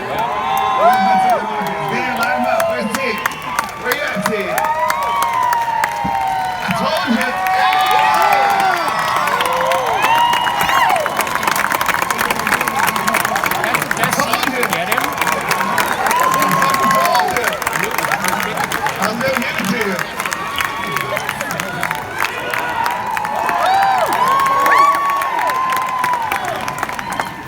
You remember that? Neither do I. Shit, no. At the time, I was still living in Los Angeles. I fucking split Seattle. Too many ghosts, as Pat Smear would say. Came down here to Los Angeles, moved into a house right down the street from that shithole I was staying with the fucking mud wrestlers. 1 year I stayed here. I was like, get me the fuck out of Los Angeles. No way I could live here. I decided I'm gonna move back to Virginia. So Taylor and I plot the sequel to Dumb and Dumber.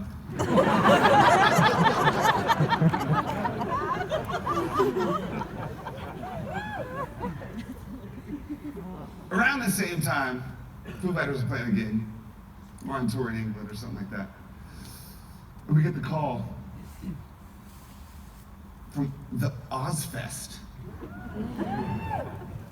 Korn canceled.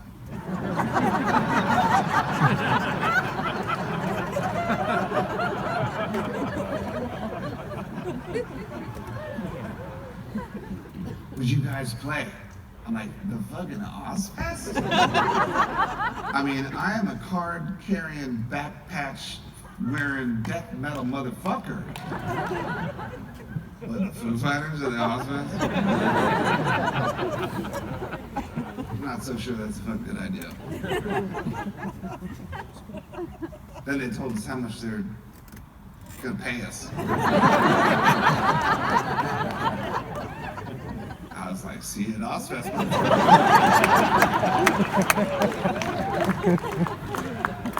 So we show up at Ozzfest, and I mean, these are my fucking metal heroes, man. I'm talking fucking Slayer and Anthrax and Sepultura and fucking all the bands I grew up loving, and Pantera. And we have to go on after Pantera.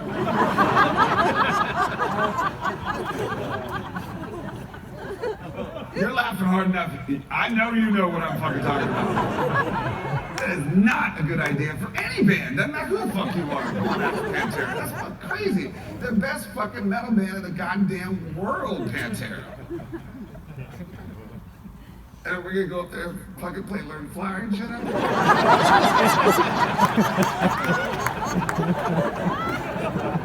Can you fucking imagine? There's no fucking way. But we did it. That's just how fucking stupid the Foo Fighters are. After the show, we're hanging out with Pantera. Listen, any night with Pantera is a good fucking night. Goddamn right, I can hear you now. Yeah, I can hear you now. I see you, Rita. I can see your big ass hat. That's right. Afterwards, fucking Vinny The drunk Vinnie Paul, rest in peace. Gives me a business card. He said, well, if y'all are ever in fucking Dallas, come on down to the clubhouse. I'm like, what's the fucking clubhouse? Some rock stars collect cars. Some rock stars have castles. You know what Pantera had? Their own fucking strip club.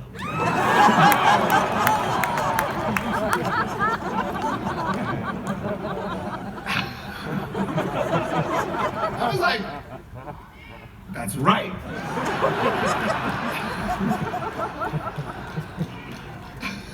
That's some Texas shit right there. Oh, dude! I was like, holy fucking shit. Guess who's going to the fucking clubhouse? Bam! I decided to move back to Virginia. Taylor and I, like, woo, Dumb and Dumber. It's all teeth and fucking sunglasses and parliament lights and fucking classic rock. We made, I mean, look, listen, see that detour right there? See that? Right there. That's the fun. That's where the clubhouse is. That right there. I was like, this is gonna be the greatest fucking night of my entire goddamn life. Get to go to a fucking hang out. Pantera's gonna be like a White Snake video. This is gonna be fucking crazy. Can you imagine? First day of the trip, we're fucking driving, stop at a fucking gas station in Barstow or fucking whatever, get to the fucking hotel that night in Phoenix or wherever it was, and I fucking go pat my back pocket, my fucking wallet's gone.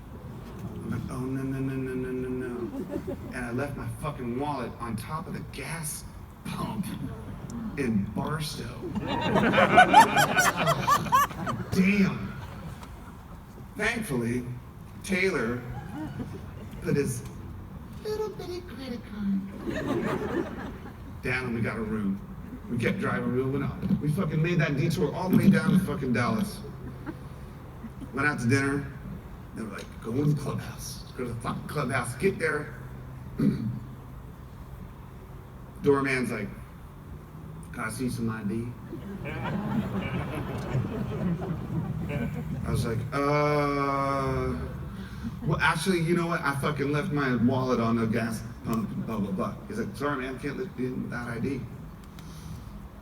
Taylor, in a panic, says, oh, we're friends with Pantera.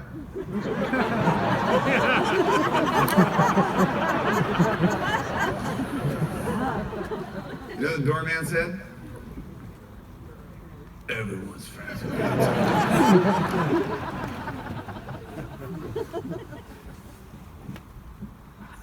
So we just went back to the hotel.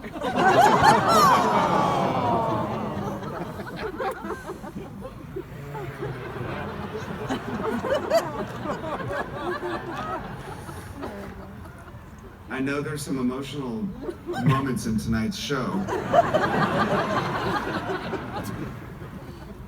but this may be the one.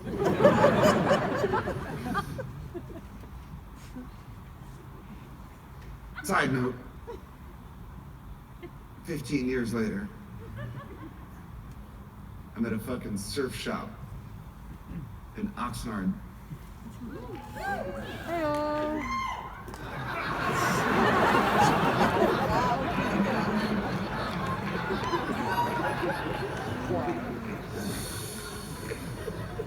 Fucking LA.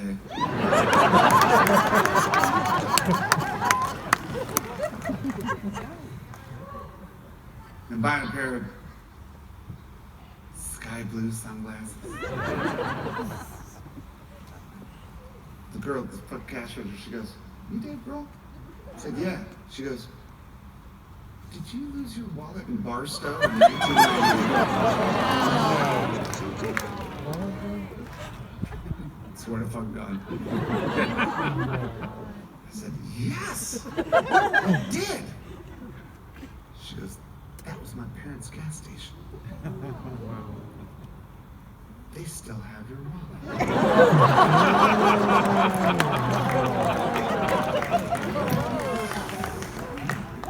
fucking got my wallet back. With that goddamn ID in it. Rita, son of a bitch. It's a long ass story just to say we went back to Virginia. We built a studio in my house and we fucking did it the way that our heroes had always done it, by doing it ourselves. At the time, we were like let out of a record contract. We didn't have to be a fucking band anymore. We wanted to be a band. Returning back to my home in Virginia where I drove those streets listening to fucking 70s AM Gold radio, Andrew Gold and 10cc and Helen Reddy and all that shit. At the time, Korn was fucking huge. Listen, I fucking like Korn too. I do. I fucking love that shit. But I didn't want to do that. I wanted to fucking make some 70s AM Gold shit. I wanted to, like, a return to melody, a return to the sensitivity, a return to the shit where I was on that bedroom floor learning how to play music by listening to those records and the composition and the arrangement and the melody that I still see as fucking Legos in my head. So we wound up making a record called There's Nothing Left to Lose. Because you know what? There was nothing left to lose. We made our version of a fucking 70s AM Gold record.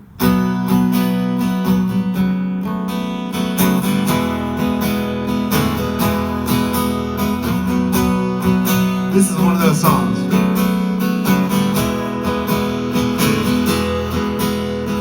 Running down all of the angels.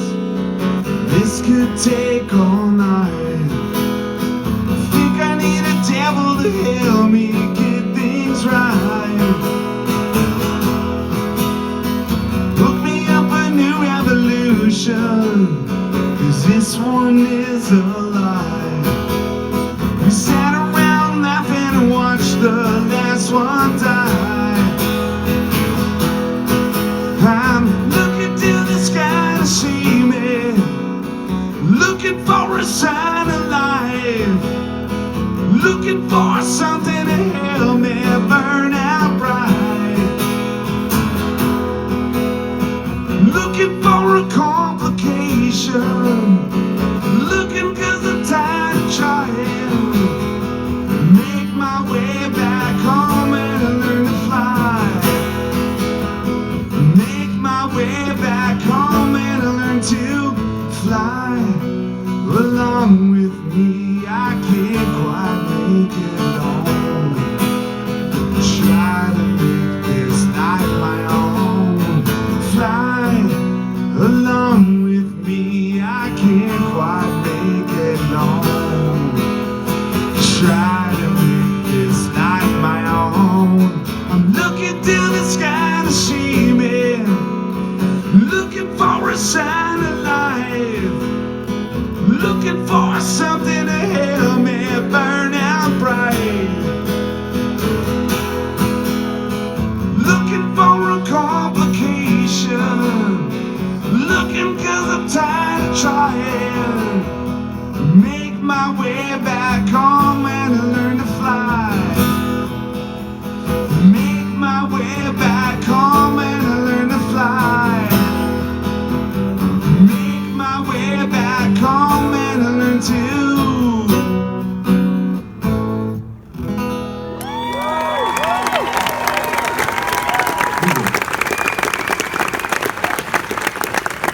Listen, the only reason why I'm doing abbreviated versions of these songs is because there's a fucking noise curfew and I talk too much. This is true. It was embarrassing. Well, thank you very much. So, you know, my father always told me, when Nirvana first became popular, he's like, you know this isn't gonna fucking last. That's right. I was like, no, of course. Why would it? There's like fucking 10 years later, he's like, you know this isn't gonna fucking last, right? I was like, no, of course not. I wouldn't. At this point, we started to realize, oh shit, we're in it for the long haul.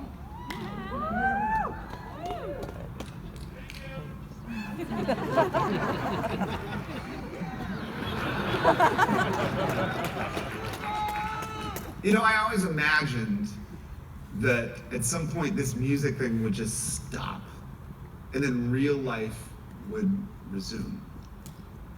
That I would go back to Springfield, Virginia. Not necessarily to Shakey's Pizza, but I would go back to Springfield, Virginia, and just kind of have a nice, normal life. Because that's what I wanted.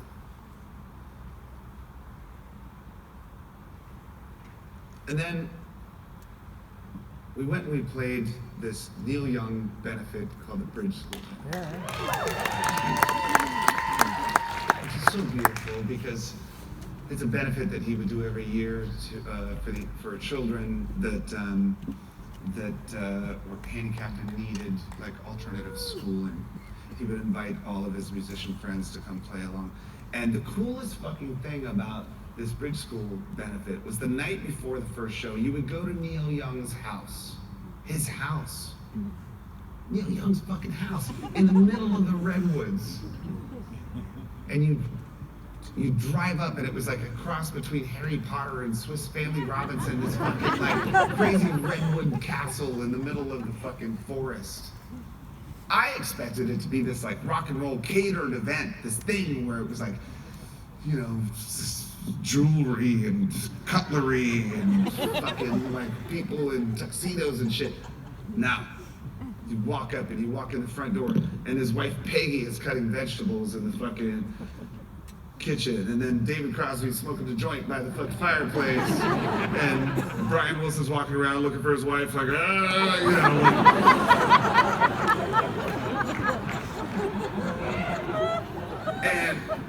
I was like, oh shit, this is a home. This is a family. How the fuck, you can do both. I wanted to do both. So I met a nice girl from the valley.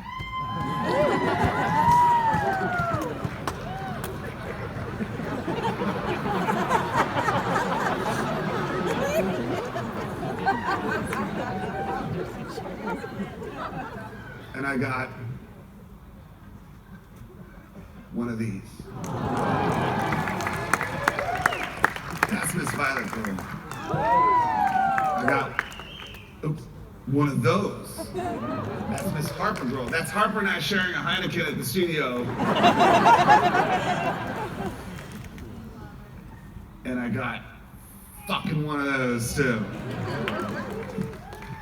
So now, life's picking up speed. Now I got 3 kids. Now I got 2 bands. I got the Foo Fighters and this other band, them Crooked Vultures. How are you gonna fucking survive that? Bam, motherfucker, right there. Now, for anyone unfamiliar,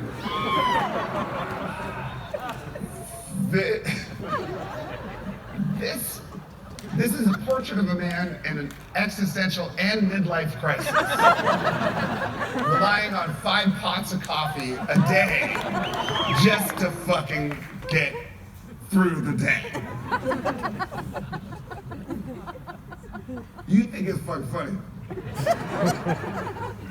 I started having chest pains. I thought I was gonna fucking die. I go to my doctor, I'm like, I fucking have chest pains. I was 40 at the time. So every man at 40 is like, oh, I'm gonna fucking die soon. My knees hurt, I'm gonna die. So I go to the doctor. He puts me on the EKG, I'm fucking on things, got an ultrasound, do the whole thing. He's like, I don't really see anything. You should go get a CAT scan. So I go to fucking Cedars to get a CAT scan, put me in the tube, I'm just like, oh, I'm gonna fucking die. doctor takes one look at my readout thing. He's like, how old are you? I said, I'm 40. He goes, why are you here? I'm like, I'm just basically gonna die. He goes, my heart looks fine. Are you under any stress? I was like, yeah, a little. He goes, do you sleep much? I was like, I don't know, like 4 hours a night, something like that. He said, you drink a lot of coffee? I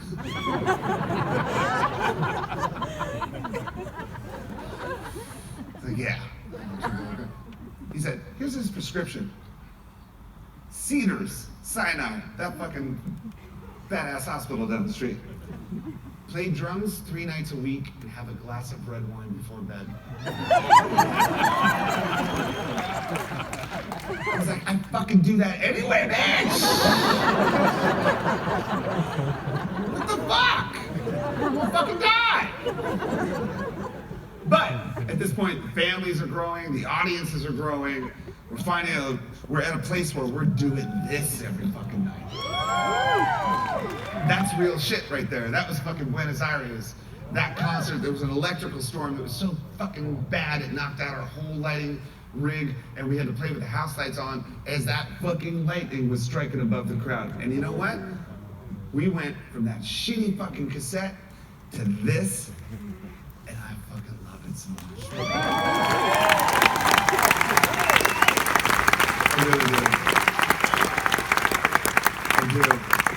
Everything was going fucking great.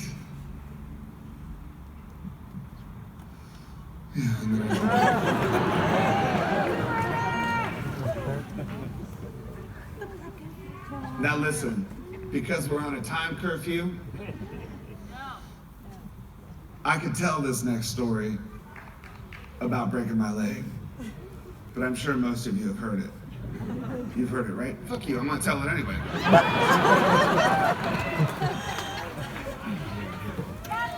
Beautiful night. Gothenburg, Sweden. Sold out stadium. 60,000 fucking people. This is gonna be fucking great.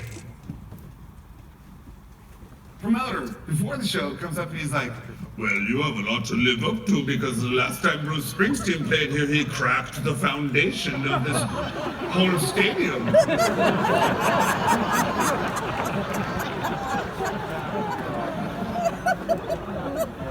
I was like, no pressure, motherfucker.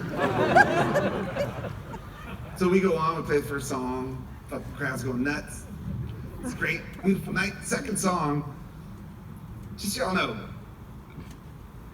stadium stages are fucking tall and wide. So any movement you make, you gotta hustle your ass over this way. And you fucking hustle on the other end. And you get back to the mic, you're like, and then fucking like that kind of shit. Second song, I'm like, I go over there and fucking, and I fucking, there were some cables or something. I trip over them. And I'm rolling up the windows, fucking the windows. And I see the fucking lip of the stage, and I'm like, oh, I'll just jump. Because I'm still fucking 18 years old. So I do, and I hit the ground, bam!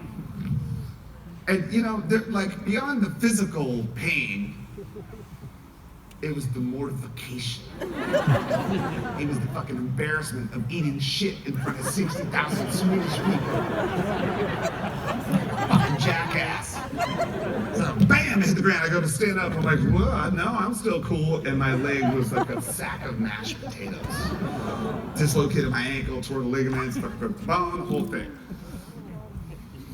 And look up, band has no idea what this happened. So they're all fucking I can still play a monkey wrench.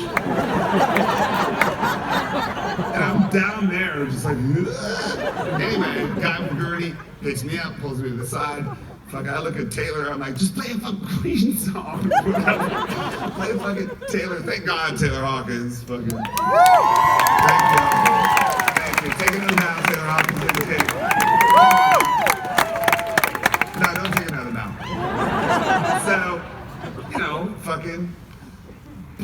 guy takes off my shoe. He's like, "Your ankle's dislocated. I must put it back in right now." And I'm like, all right. I get a fucking acid gas, my tour manager, big ass cup of fucking Crown Royal. I'm like, bam, I hit that. That's right. Boom, he puts my ankle back in. Now I don't feel any pain at all, just like when I was a fucking kid when I got hit in the head with that thing. Like, see, here's my problem. I don't feel physical consequence. So I'm looking at him. This other Swedish lady comes up with some like Mount Everest fucking aluminum blanket thing. She's like, "Aren't you cold?"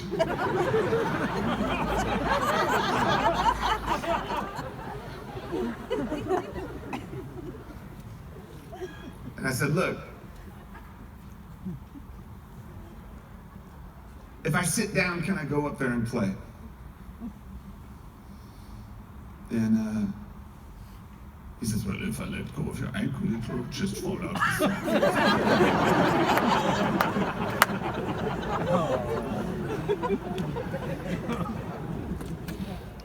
I was like, "Then your ass is coming up on stage with me right now." Here's the most terrifying part. Now I'm in charge? Like, I'm making these decisions? That motherfucker came up on stage and held my ankle as we fucking finished the show. It was great. That's right. Johan, that was his name. Fucking Johan was like, "Yes, sir, Mr. Dave Grohl." I was like, "Really? All right. You're a fucking doctor." Anyway. That's my favorite fucking show the Foo Fighters have ever played in my entire life. I'll tell you what. Because, to me, this band that we started represents survival. It represents a continuation of life. It represents something that's almost more than musical, to me. I mean, these motherfuckers are sitting here right now watching me say this, and I've never even said it to them. But if it weren't for this fucking band, I don't know if I would have fucking survived. And so watching us get through a night, like, believe me, by the end of the night, we were all fucking drunk as shit, drinking champagne. I remember Pat Smear saying, like, he's like, "Listen, we are not doing this in Sweden. We're flying home to Los Angeles." I was like, "No, man, we gotta find a fucking doctor." So anyway, so I wind up going to London and getting that fucking shit put in me, which I still have in me. That's my jewelry. That's what I'll wear for the rest of my life to remind me of what this fucking band represents to me, what my guys represent to me, and why I fucking play music is because of that. And that pretty much says it all. See that little break right there? I've had more than a fucking few of those in my life. And this is why I do it. That's fucking what I do. So after I get the surgery, we got 65 more fucking shows on tour. 65 more shows to do. Someone asked her, like, "You want to postpone the tour?" I'm sure you all have some kids in fucking private school here.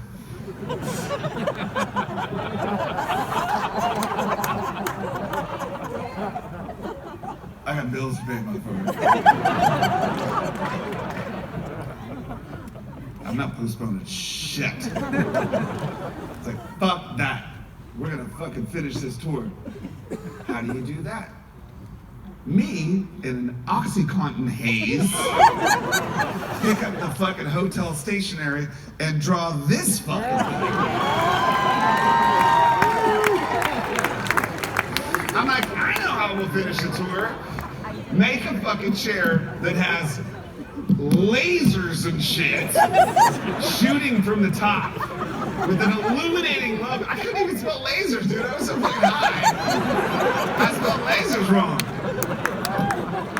Illuminating logo with guitar next to speaker cabinet and shit. I was like, we're gonna finish this goddamn tour if it's the last thing I ever did. And you know what?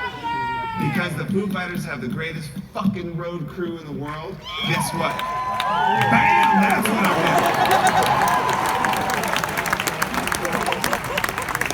did. Eat your heart out, Meatloaf. Look at that shit. I sat on that thing every fucking night. Had a cup holder. It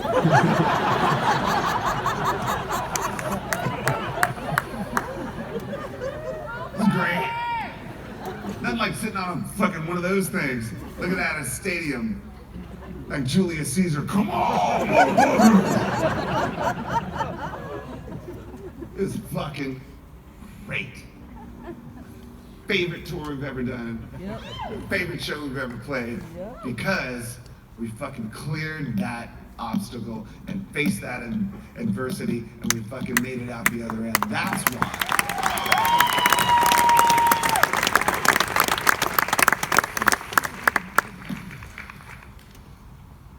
And that's what we saw every fucking night. Yeah. And this is when I began to really appreciate the communal energy of live performance. Bringing people together. People from all different walks of life, different religions, different politics, what the fuck ever. When we got up there and we sang a song like My Hero or Best of You or whatever, everyone sang together in a chorus. And as human beings, that's what we need to remind us that we're not fucking alone.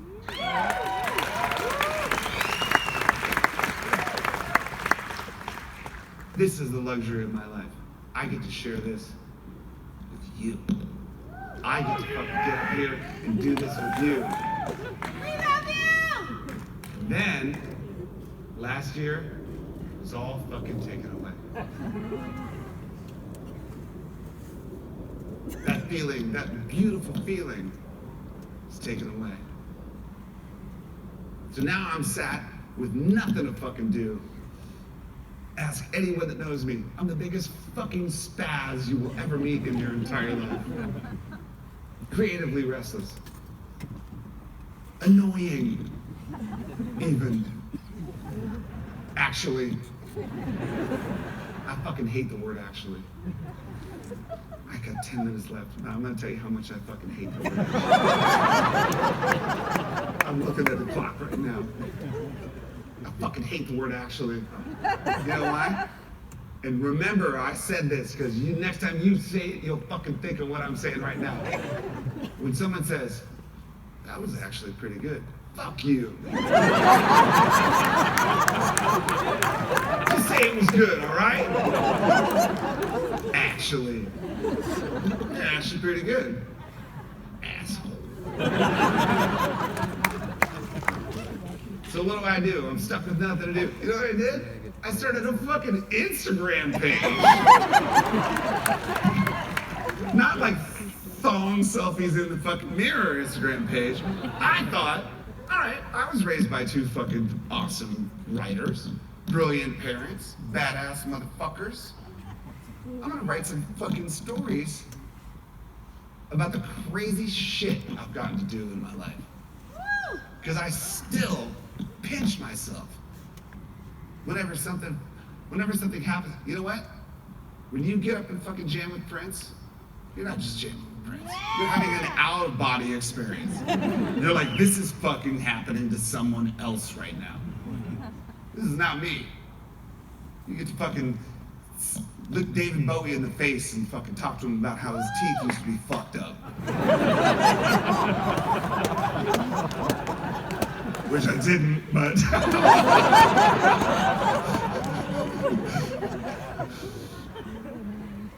That's fucking crazy, right? Woo! Merry go! It's actually nuts. So I started writing this fucking Instagram shit. I made a list of 30 or 40 crazy fucking stories I could write for my Instagram page. Then I realized, like, oh shit, this pandemic thing might go on for a while. So I wrote a book.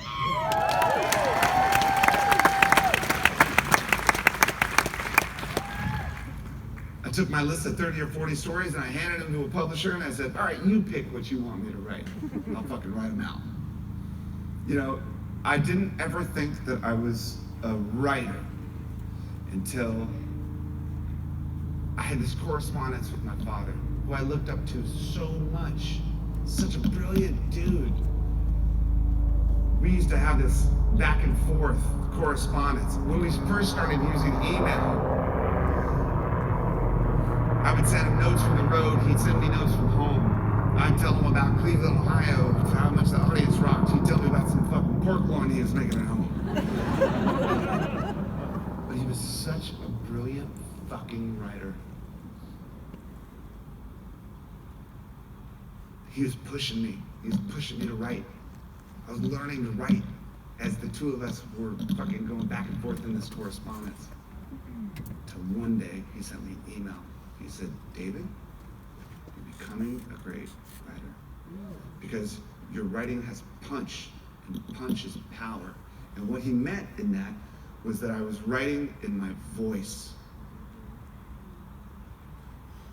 I don't know how to do it, but if I'm gonna write something, I want you to read it in my voice. Even in that time where it seemed like we would never recover, I had hope. I had hope that we would get back to this.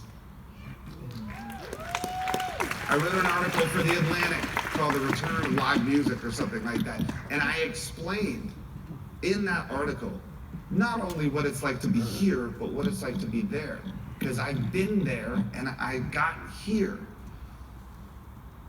And once I got a fucking letter from Bruce Springsteen where he came to see us play.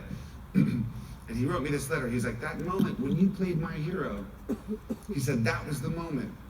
That was the moment where every artist needs to understand that as an artist, you need to look out at the audience and see yourself, just as the audience needs to look to you and see themselves. And that's what I'm fucking talking about. I'm talking about the shared experience. What it is to be a human being and watch another fucking human being on stage do that thing. Because that's what reminds you that you're not alone. That we're all here for the same reason. And that this is what we need to survive.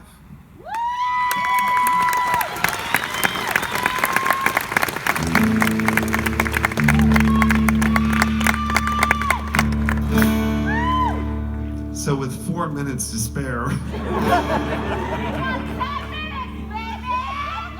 for anyone that's seen the Foo Fighters before, you know I don't fucking say goodbye. Because I know that I'll probably see you later. So instead of saying goodbye, I say this.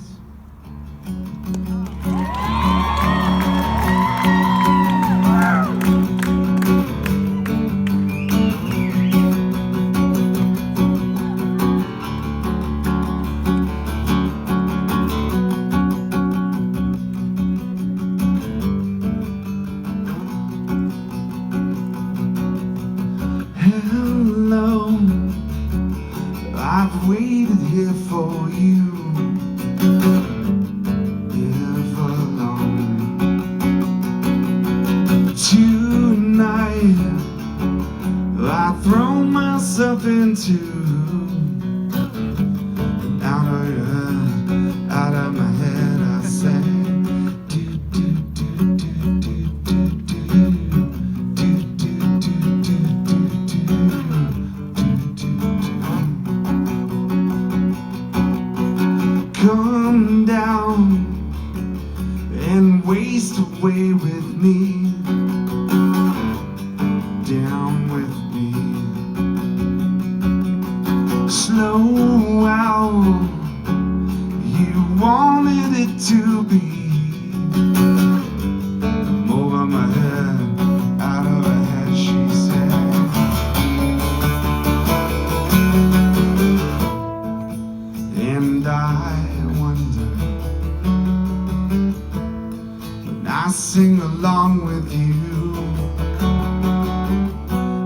everything could ever feel this real forever, if anything could ever be this good again,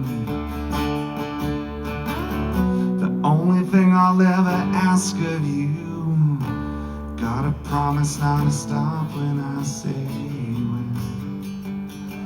She said,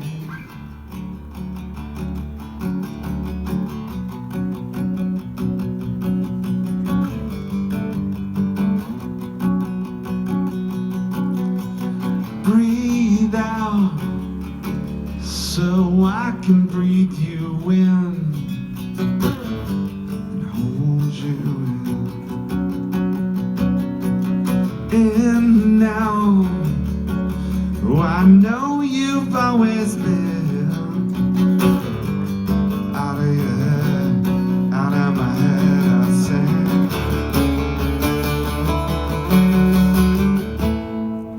And I wonder when I sing along with you, if everything could ever feel this real forever, if anything could ever be this good again, the only thing I'll ever ask of you, gotta promise not to stop when I say when. She said,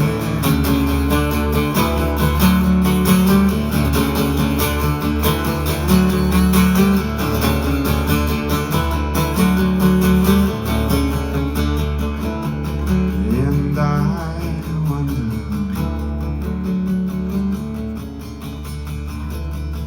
when I sing along with you, if everything could ever feel this real forever,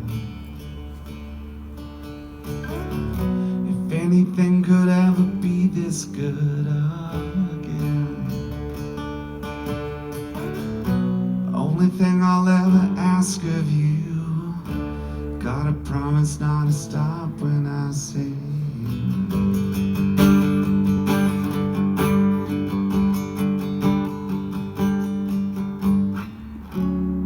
Thank you very much, ladies and gentlemen.